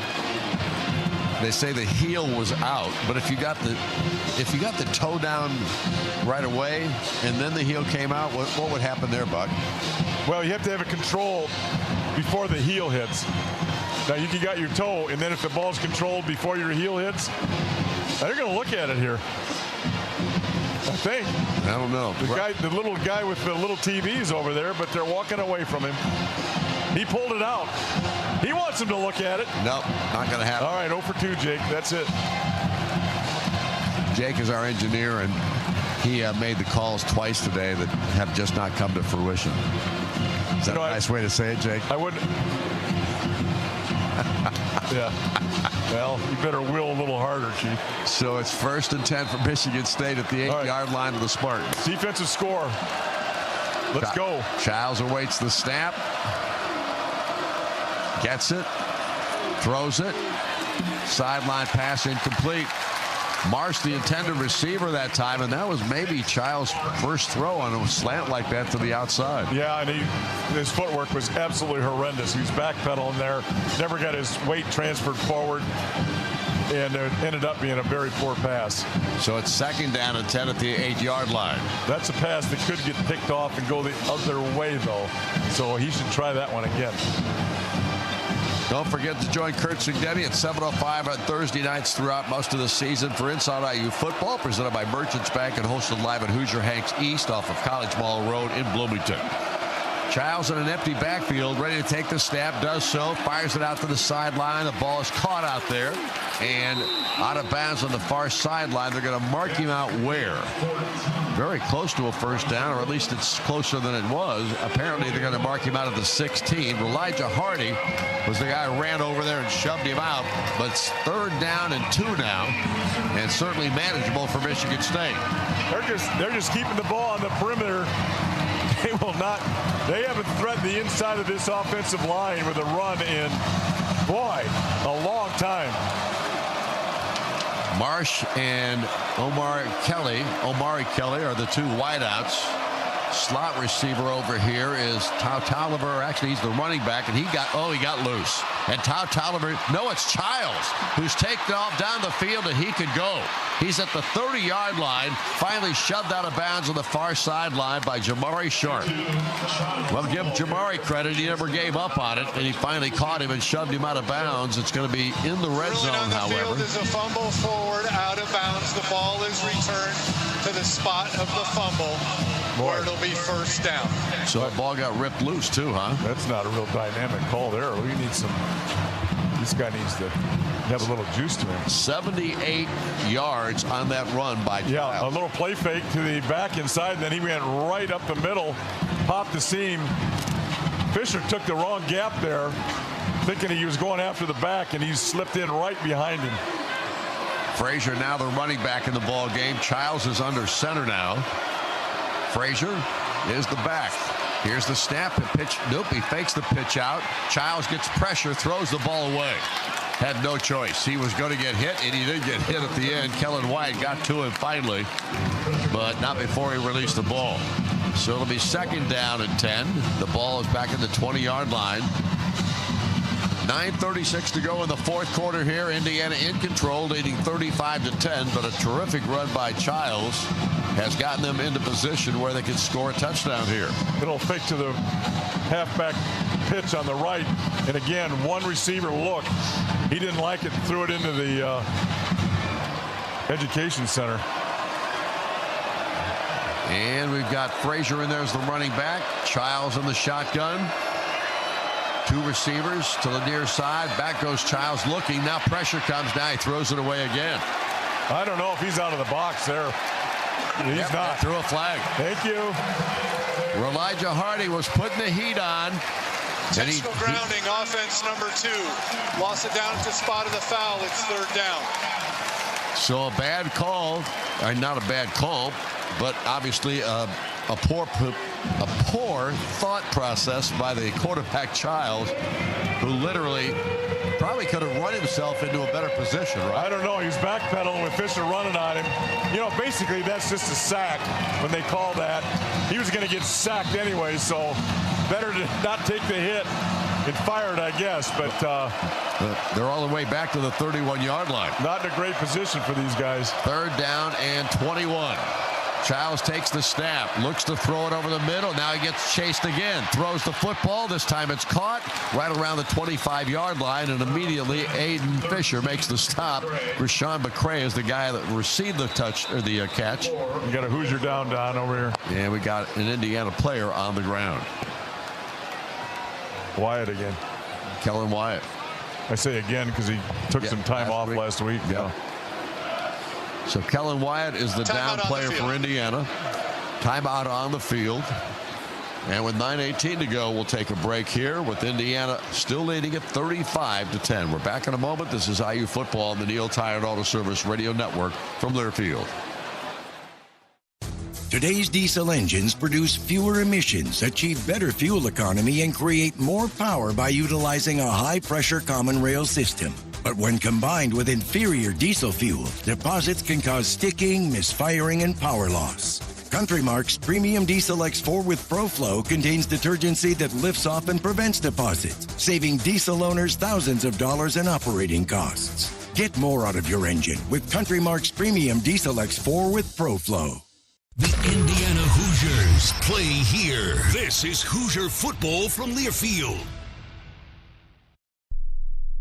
It's no coincidence that Neil rhymes with deal, because that's something you could always count on with the leader in tires and auto repair for nearly a century. Neil Tire is committed to give you the best deal on a set of Falcon tires. Stay safe on the roads this football season as you travel to all those Indiana Hoosiers football games. Visit neiltire.com to schedule an appointment and to find the location nearest you. As always, nothing beats a Neil deal. In this town, we know toughness. We fight through pain, get knocked down, and get back up. At Athletico, we bring that same heart to recovery. We don't just treat injuries, we see your drive, your purpose. We build recovery plans around your goals. Because you've already done the hard part. Now comes the power, the confidence, the comeback. Move like you mean it. Start today at Athletico.com. Proud partner of the Indiana Hoosiers.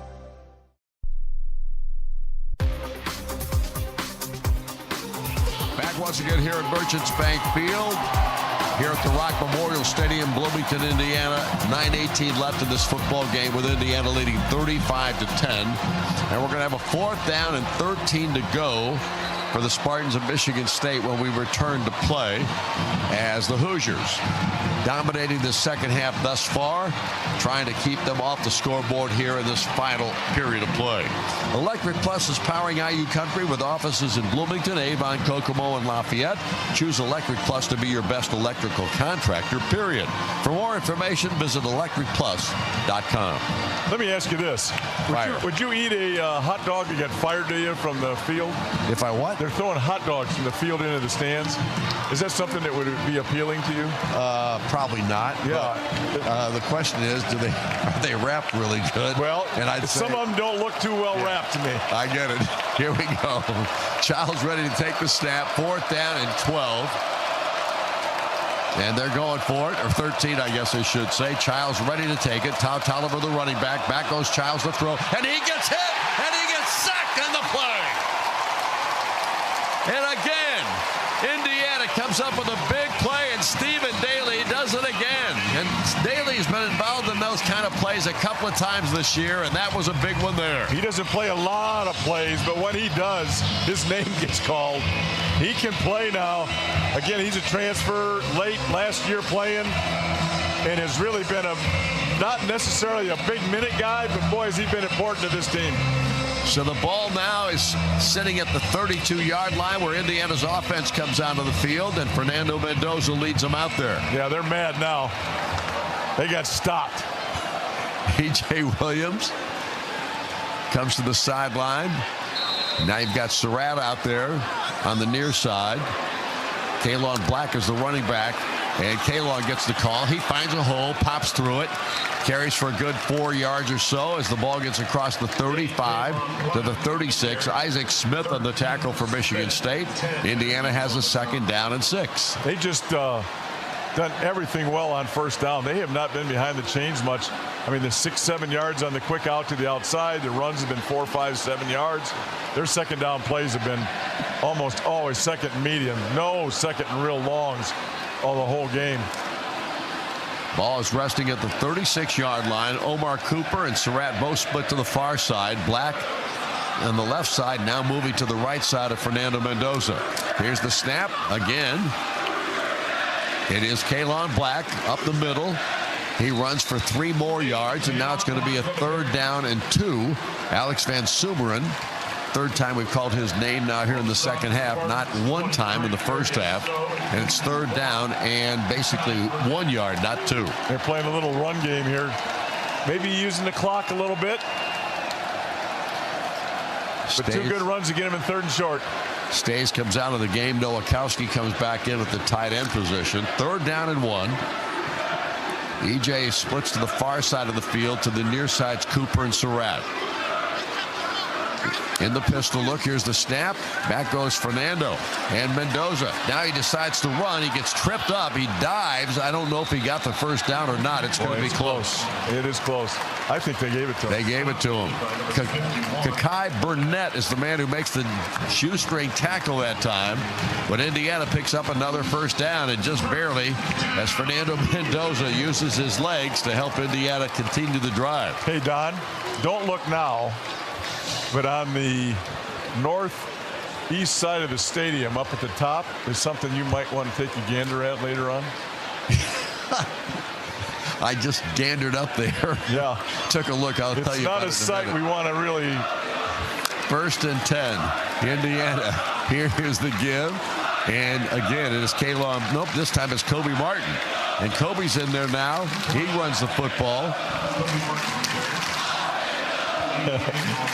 What, I can't hear what they're saying. I don't know, but they're a bunch of shirtless Hoosiers up. Oh, Heisman-Doza? Heisman-Doza. Well, I go along with that. And there is quite a crowd of student bodies, shirtless bodies up there. And I'd say quite a crowd is a real good way to put it. There's 200 at least. That's a bigger group than the band, so we know it's at least 200. That is a sight I haven't seen in a lot ever here, I don't think. 2nd down and 7. Here is the give again. This time it's Kobe Martin, and he runs it almost for a first down. Just shy of it, I think. Nope, they're moving it. They're moving the chains. Cam Williams makes the stop, but that's Kobe Martin with a really good run. I'll tell you what, this kid has some push. I just don't understand. What does he not do that doesn't give him playing time all the time? I agree with you. I mean, this guy, they just put him in the 4th quarter, and everybody's worn out, and he wears them out even more. He just is. He plows. He's the best fourth quarterback in the country. He's got more touchdowns, yards in the 4th quarter. This guy, what does he do wrong that can't get into the first half? I can't answer the question. Man. Here comes the snap. Fernando hands it off again. Kobe. He picks up about 3 yards in this play, and Alex Van Sumeren makes the stop on this one. So it's going to be 2nd down and 7. The ball's at the 45-yard line now of Michigan State. Indiana's working the clock at this point with 5 minutes left, and the clock is running. You know Michigan State doesn't want it to stop. No, they do not. And Indiana wants to get one more score on the scoreboard. I can tell you that right now because Fernando's still in there. But they are milking the clock, though. They're taking this thing all the way down. Yep. Which is what they should do. They should do, yep. but they're going to play, though. Here we go. 2 receivers right, 1 to the near side. Martin moves to the right of Fernando. And this time he runs to the left side. He's got opening. Down to the 30, 25. Gets it down to the 21-yard line. They're going to mark him down at the 23. I don't know why that spot is there. Armorian Smith makes the tackle. A 22-yard run by Kobe. And I think they cheated him 2 yards on the play. Nevertheless, it's 1st and 10 at the 23. Well, the referees are the only ones stopping him. Because it isn't Michigan State. Nope, that's true. I'm telling you, I would like to. Sammy, you're a stat guy. Go across the country and all the backs in the country and see if Martin's not the best 4th quarterback in the country. Will you do that for me next week? Here we go. He always shakes his head at me like, yeah, sure. Here's a man in motion, Omar Cooper. Here's the snapback. Fernando gives it to Kobe again. He runs it. Oh, I take that back. That is Kalon Black who's back in there. And he goes to the 20-yard line, a gain of 3 on the play. It'll be 2nd down and 7. Yeah, they're running this thing, Don. And he's coming back in again. That's Kobe in there once again now. All right. What are the odds of this dude scoring a touchdown? Oh, I think they're really good. I think they're really good. I think they're really good. 2nd down and 7. Ball at the 20. Clock's down to 3:16 and running. Indiana taking all the time they can possibly take. E.J. Williams splits to the far side. So does Cooper. So does Nowakowski. They line up as in that arrowhead formation. Kobe Martin, the running back. He gets the call. He breaks it to the left side. And if he would have been able to keep his balance, would have got it probably for a 1st down. But he does go to the 15. So it's shy by 2 yards. It'll be 3rd down and 2. Yeah, a little jump cut there, but lost his balance a little bit. Got maybe dinged a little bit there, but a little jump cut to his left. It almost popped that seam again. Stays in there, however. The football's not heavy, Don. 3rd down and 2. 2:33 to go. We have a 2-minute timeout coming up here in a moment. Are they going to run a play here before? Doesn't look good. Yeah, they're going to have to run it. Yes, they're going to have to run it. They're going to have to. Yeah. They got to do it in a hurry here, too. Clock is getting down there. Fernando puts a man in motion. Here's the snap. And here is Fernando running the football himself. Heads to the sideline and dives down to the ground right around the yard marker where he needed a 1st down. And I'm not sure they're going to give it to him. They're not. Well, that was one of the worst slides I've seen in a while. It's going to be. He turned his back and then fell down. 2-minute timeout. And it's 6 inches short of a 1st down. That was not good. Here's our 2-minute timeout. 2 minutes left. It is 35-10 Indiana. The Hoosiers dominating the 2nd half of this one. We're back in a moment. This is IU football on the Neil Tide Auto Service Radio Network from Learfield. Today's diesel engines produce fewer emissions, achieve better fuel economy, and create more power by utilizing a high-pressure common rail system. But when combined with inferior diesel fuel, deposits can cause sticking, misfiring, and power loss. Country Mark's Premium Diesel X4 with ProFlow contains detergency that lifts off and prevents deposits, saving diesel owners thousands of dollars in operating costs. Get more out of your engine with Country Mark's Premium Diesel X4 with ProFlow. IU Credit Union. We believe in community commitment, a long-term relationship, building a strong and trusted partnership. Appreciation and respect go a very long way.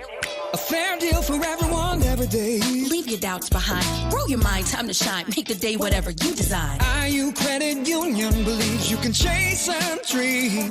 We started a credit union and created a community.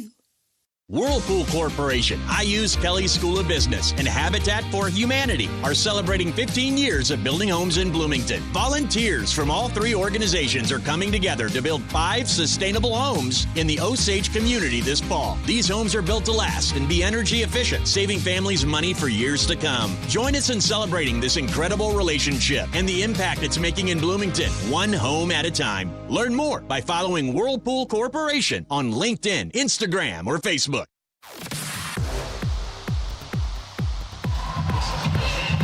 Welcome back once again to Memorial Stadium, where Indiana right now is leading the Michigan State Spartans with 2 minutes to go in this game, 35-10, and threatening with a 4th down and 1 situation The ball resting at the 13-yard line, or just shy of the 13-yard line right now by about the length of the football.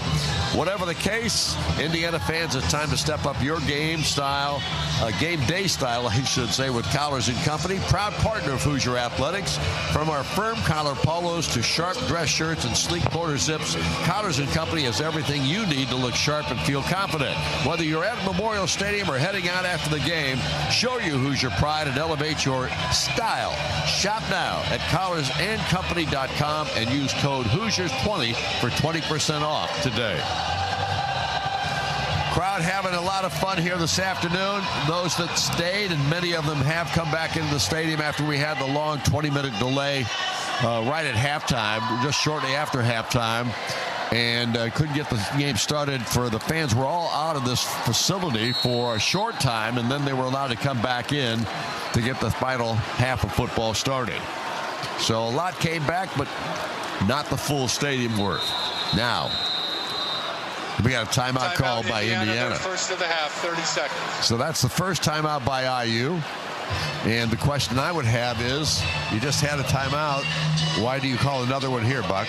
Well, because what they said the first timeout didn't take. That's why. So whatever he saw he didn't like. Oh, yeah, he's upset too. Yeah. They went over. They just spent 3 minutes going over something. They went out there and it wasn't going to happen. So he's not going to let that go now. No, he's not. Nope. Doesn't matter if they're leading 35-10 or first play to last play, all that kind of stuff. You know what? Yeah. If it's 15-10 or 35-10, he's not letting that go. So out on the field now, Roman Hemby is out there. And it's fourth down and literally about length of a football. And the ball's just shy of the 13-yard line. So if they get it to the 13, they got a 1st and 10. Now they line up in an I formation. Everybody in tight. And now timeout, Michigan State calls timeout. Yeah, there should be some booze. So both coaches playing the game at this point. Yeah, that is exactly what Coach Smith just did there. Okay, if he's going to call one, I'm going to call one. Well, I know why Sig called his. He was upset with whatever was told to him during the first timeout, that he didn't like what he saw as they went back out on the field, and so he addressed that with a timeout. Now Jonathan Smith, I'm sure, addressed what Sig did with his own timeout. So we still got fourth down. We still got length of a football for a 1st and 10. And we've got a field goal unit coming out on the field. So now Niko Radicic is ready to try a 31-yard boot. So Indiana going for the field goal, rather getting points. And here's the kick. It is up, and the kick is good. Niko Radicic continues his tremendous play as a kicker for Indiana. And with that good kick, the good hands at Allstate will contribute to the Hoosiers Athletic Scholarship Funds for student athletes across all sports. Thank you, Allstate. I bet Niko has never hit a drive out of the fairway. Say again? I bet Nico's never hit a golf ball drive out of the fairway. Out of the fairway. Never been in the rough on that. That ball goes right down the middle of the fairway every time in golf. Well, I hope for his sake that's probably true. I'm telling you, his rhythm and all that stuff. Yeah, it's good. And you know, those kickers can all play golf. All of them. All of them? Yeah. And that guy, his rhythm is unbelievable. Yeah, it is. You're right. It's the same every time. I still want to see if he can kick the 55 or 56-yard field goal that everybody says he can. And he especially says it. Yeah, I think he wants to try it too. Oh, he does. I guarantee it. His last game here, if he hasn't kicked one, he may take a penalty just to get it. Yeah. Right. Exactly. So Indiana with 38 on the scoreboard now, 38-10. A minute 56 left in this ball game. Hoosiers obviously in control. They're going to win it here again this afternoon and pick up Win number 7 on the season. Start the second half of Big Ten play, Buck, with a victory here today over a Michigan State team that hung in there, at least in the first half for a while. Yep. But Indiana's offense today overtook everything that they tried to do. Yeah, the time of possession in the first half was all Michigan State. Kept the ball. Indiana only had 3 possessions in the first half, which is unheard of. The problem for Michigan State is they scored a touchdown on all 3. And they're just so efficient. Indiana is so efficient on offense. It's just it's amazing to watch. It really is. Well, this football team is doing things that a lot of Indiana fans probably never thought could happen. And what we saw here last year and now this year, about as special as it gets. Yeah, and there's a lot of colleges, Don, that are basically in Indiana's boat. Because there's not a lot of Michigan States, Ohio States, all those schools. I mean, there's a bunch of schools that haven't won a conference championship in years that aren't doing what Indiana's doing. So it's not just Indiana that's getting the experience. The country's seeing something that is extraordinary. It is extraordinary. There's no question about it. They just got a picture of a guy with a shirt on that says football school. Yeah. Yeah, he's wound up. Oh, he's really wound up. Brendan Franke gets ready to kick this thing off here. Had about 200, maybe 250, maybe 300 students over there with all their shirts off. They were going crazy a little bit ago. They're starting to fade out a little bit. Yeah, they're starting to fade a little bit, but that's okay. I want to see him when it's 15 degrees doing that. Here's a fair catch call for. This time it's a short kick. Tolliver is the guy who gathered it in with a fair catch. And so it comes out to the 25-yard line on that touchback. And Michigan State will have 1 minute and 56 seconds to do what they want to do here. We'll see who they're sending out there. I'm not sure we're seeing. I think it's a new quarterback, number 11. Yep. And that is Alessio Milivojevic. Milivojevic is the backup quarterback for this Michigan State team. And he's about to take the snap.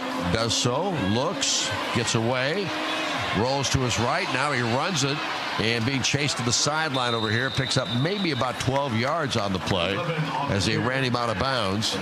And so it stops the clock with 1 minute 49 to go. He got to play late in the UCLA game and played really well. So hope he gets a few minutes there and does some stuff. He's got talent. There's no doubt about that. Rodney Bullard Jr. is a guy that we hadn't seen earlier today as a receiver in the ball game. Belling is still in there as the tight end. And the quarterback takes the snap, throws a little screen out here. It's caught by Tolliver. He gets upended after catching and running the football down across the 45-yard line to about the 46. And Caden Turner makes that stop for Indiana. So Indiana's got some backup linebackers in the ball game right now. Hardy's still in there. Here's another snap back to Milivojevic. Oh, here's a throw, and the catch is made. That was a really nice grab out there, and the guy who got it was Evan Boyd from Michigan State. He's a new face in the contest. Amari Farrell made the stop, but they're in Indiana territory and all the way down to the 36-yard line. Really quick release by that quarterback. He's got rid of that thing fast. Milivojevic is the quarterback. He takes the snap once again, looks to throw it, fires it down the field, and another catch, but I think he was out of bounds. Was he? Or no? They're going to give him the catch. And they're saying he caught the football right at the 25-yard line. So it is 1st and 10 for Michigan State. Their backup quarterback is moving them down the field with 1:14 to go. The clock has stopped once again. Not sure Sig lights this, but don't see him. No, he's walking slow. He's not too worried about it. A lot of guys playing here.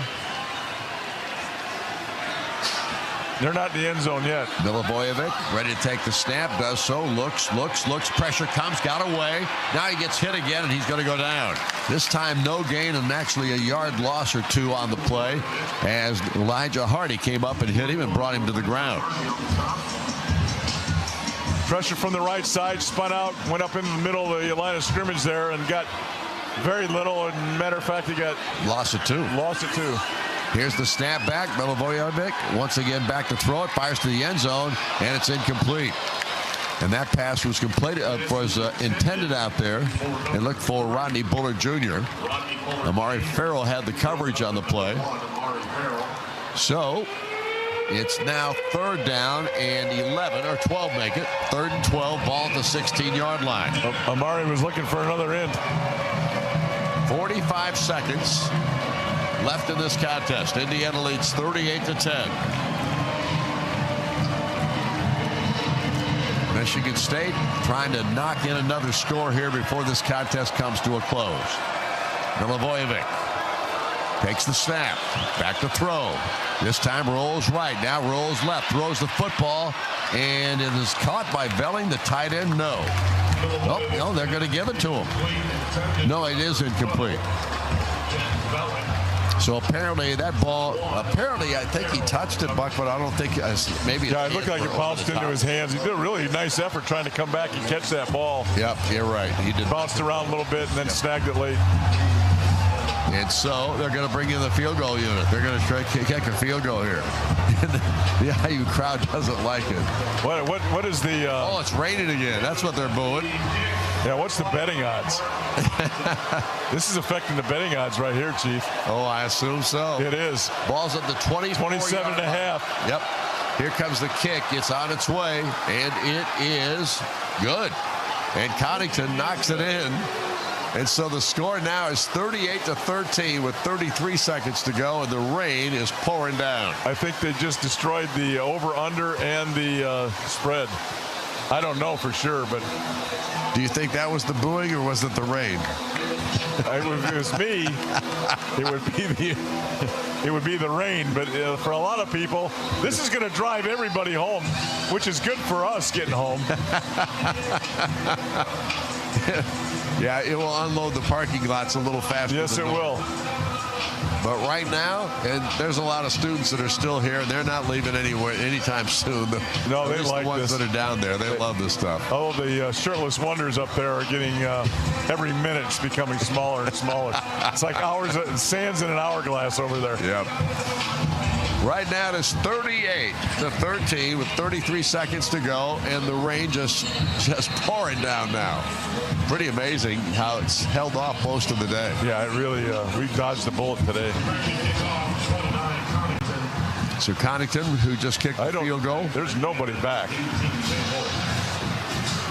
Yep, kick is up in the air. And Solomon Van Horst is back there, and he's going to pick it up and run with it. Yeah. And he slides down to the 10-yard line. So 30 seconds left now. Indiana will put in, well, I assume they'll put a knee on the ground. Does Michigan State have timeouts left? They got 2. But will they use them? Will they use them? I can't guess at it, but I would indicate that I doubt that they will. We'll just have to wait and see. Well, Fernando's still in the ball game. Yep. No change there today. Defensively, there's a lot of changes. Offensively, he's kind of stuck with these guys. Back was a little bit different, but everybody else was pretty much in the football game. Knee is down. And that's it. That's going to do it. Jonathan Smith will come across the field, shake hands with Kurt Cignetti, and this ball game is history. Indiana comes up with another big win here this afternoon, and it was really, really a good performance by this offense today. Indiana wins it. Final count 38-13. Jonathan Smith and Kurt Cignetti shake hands here at the end, and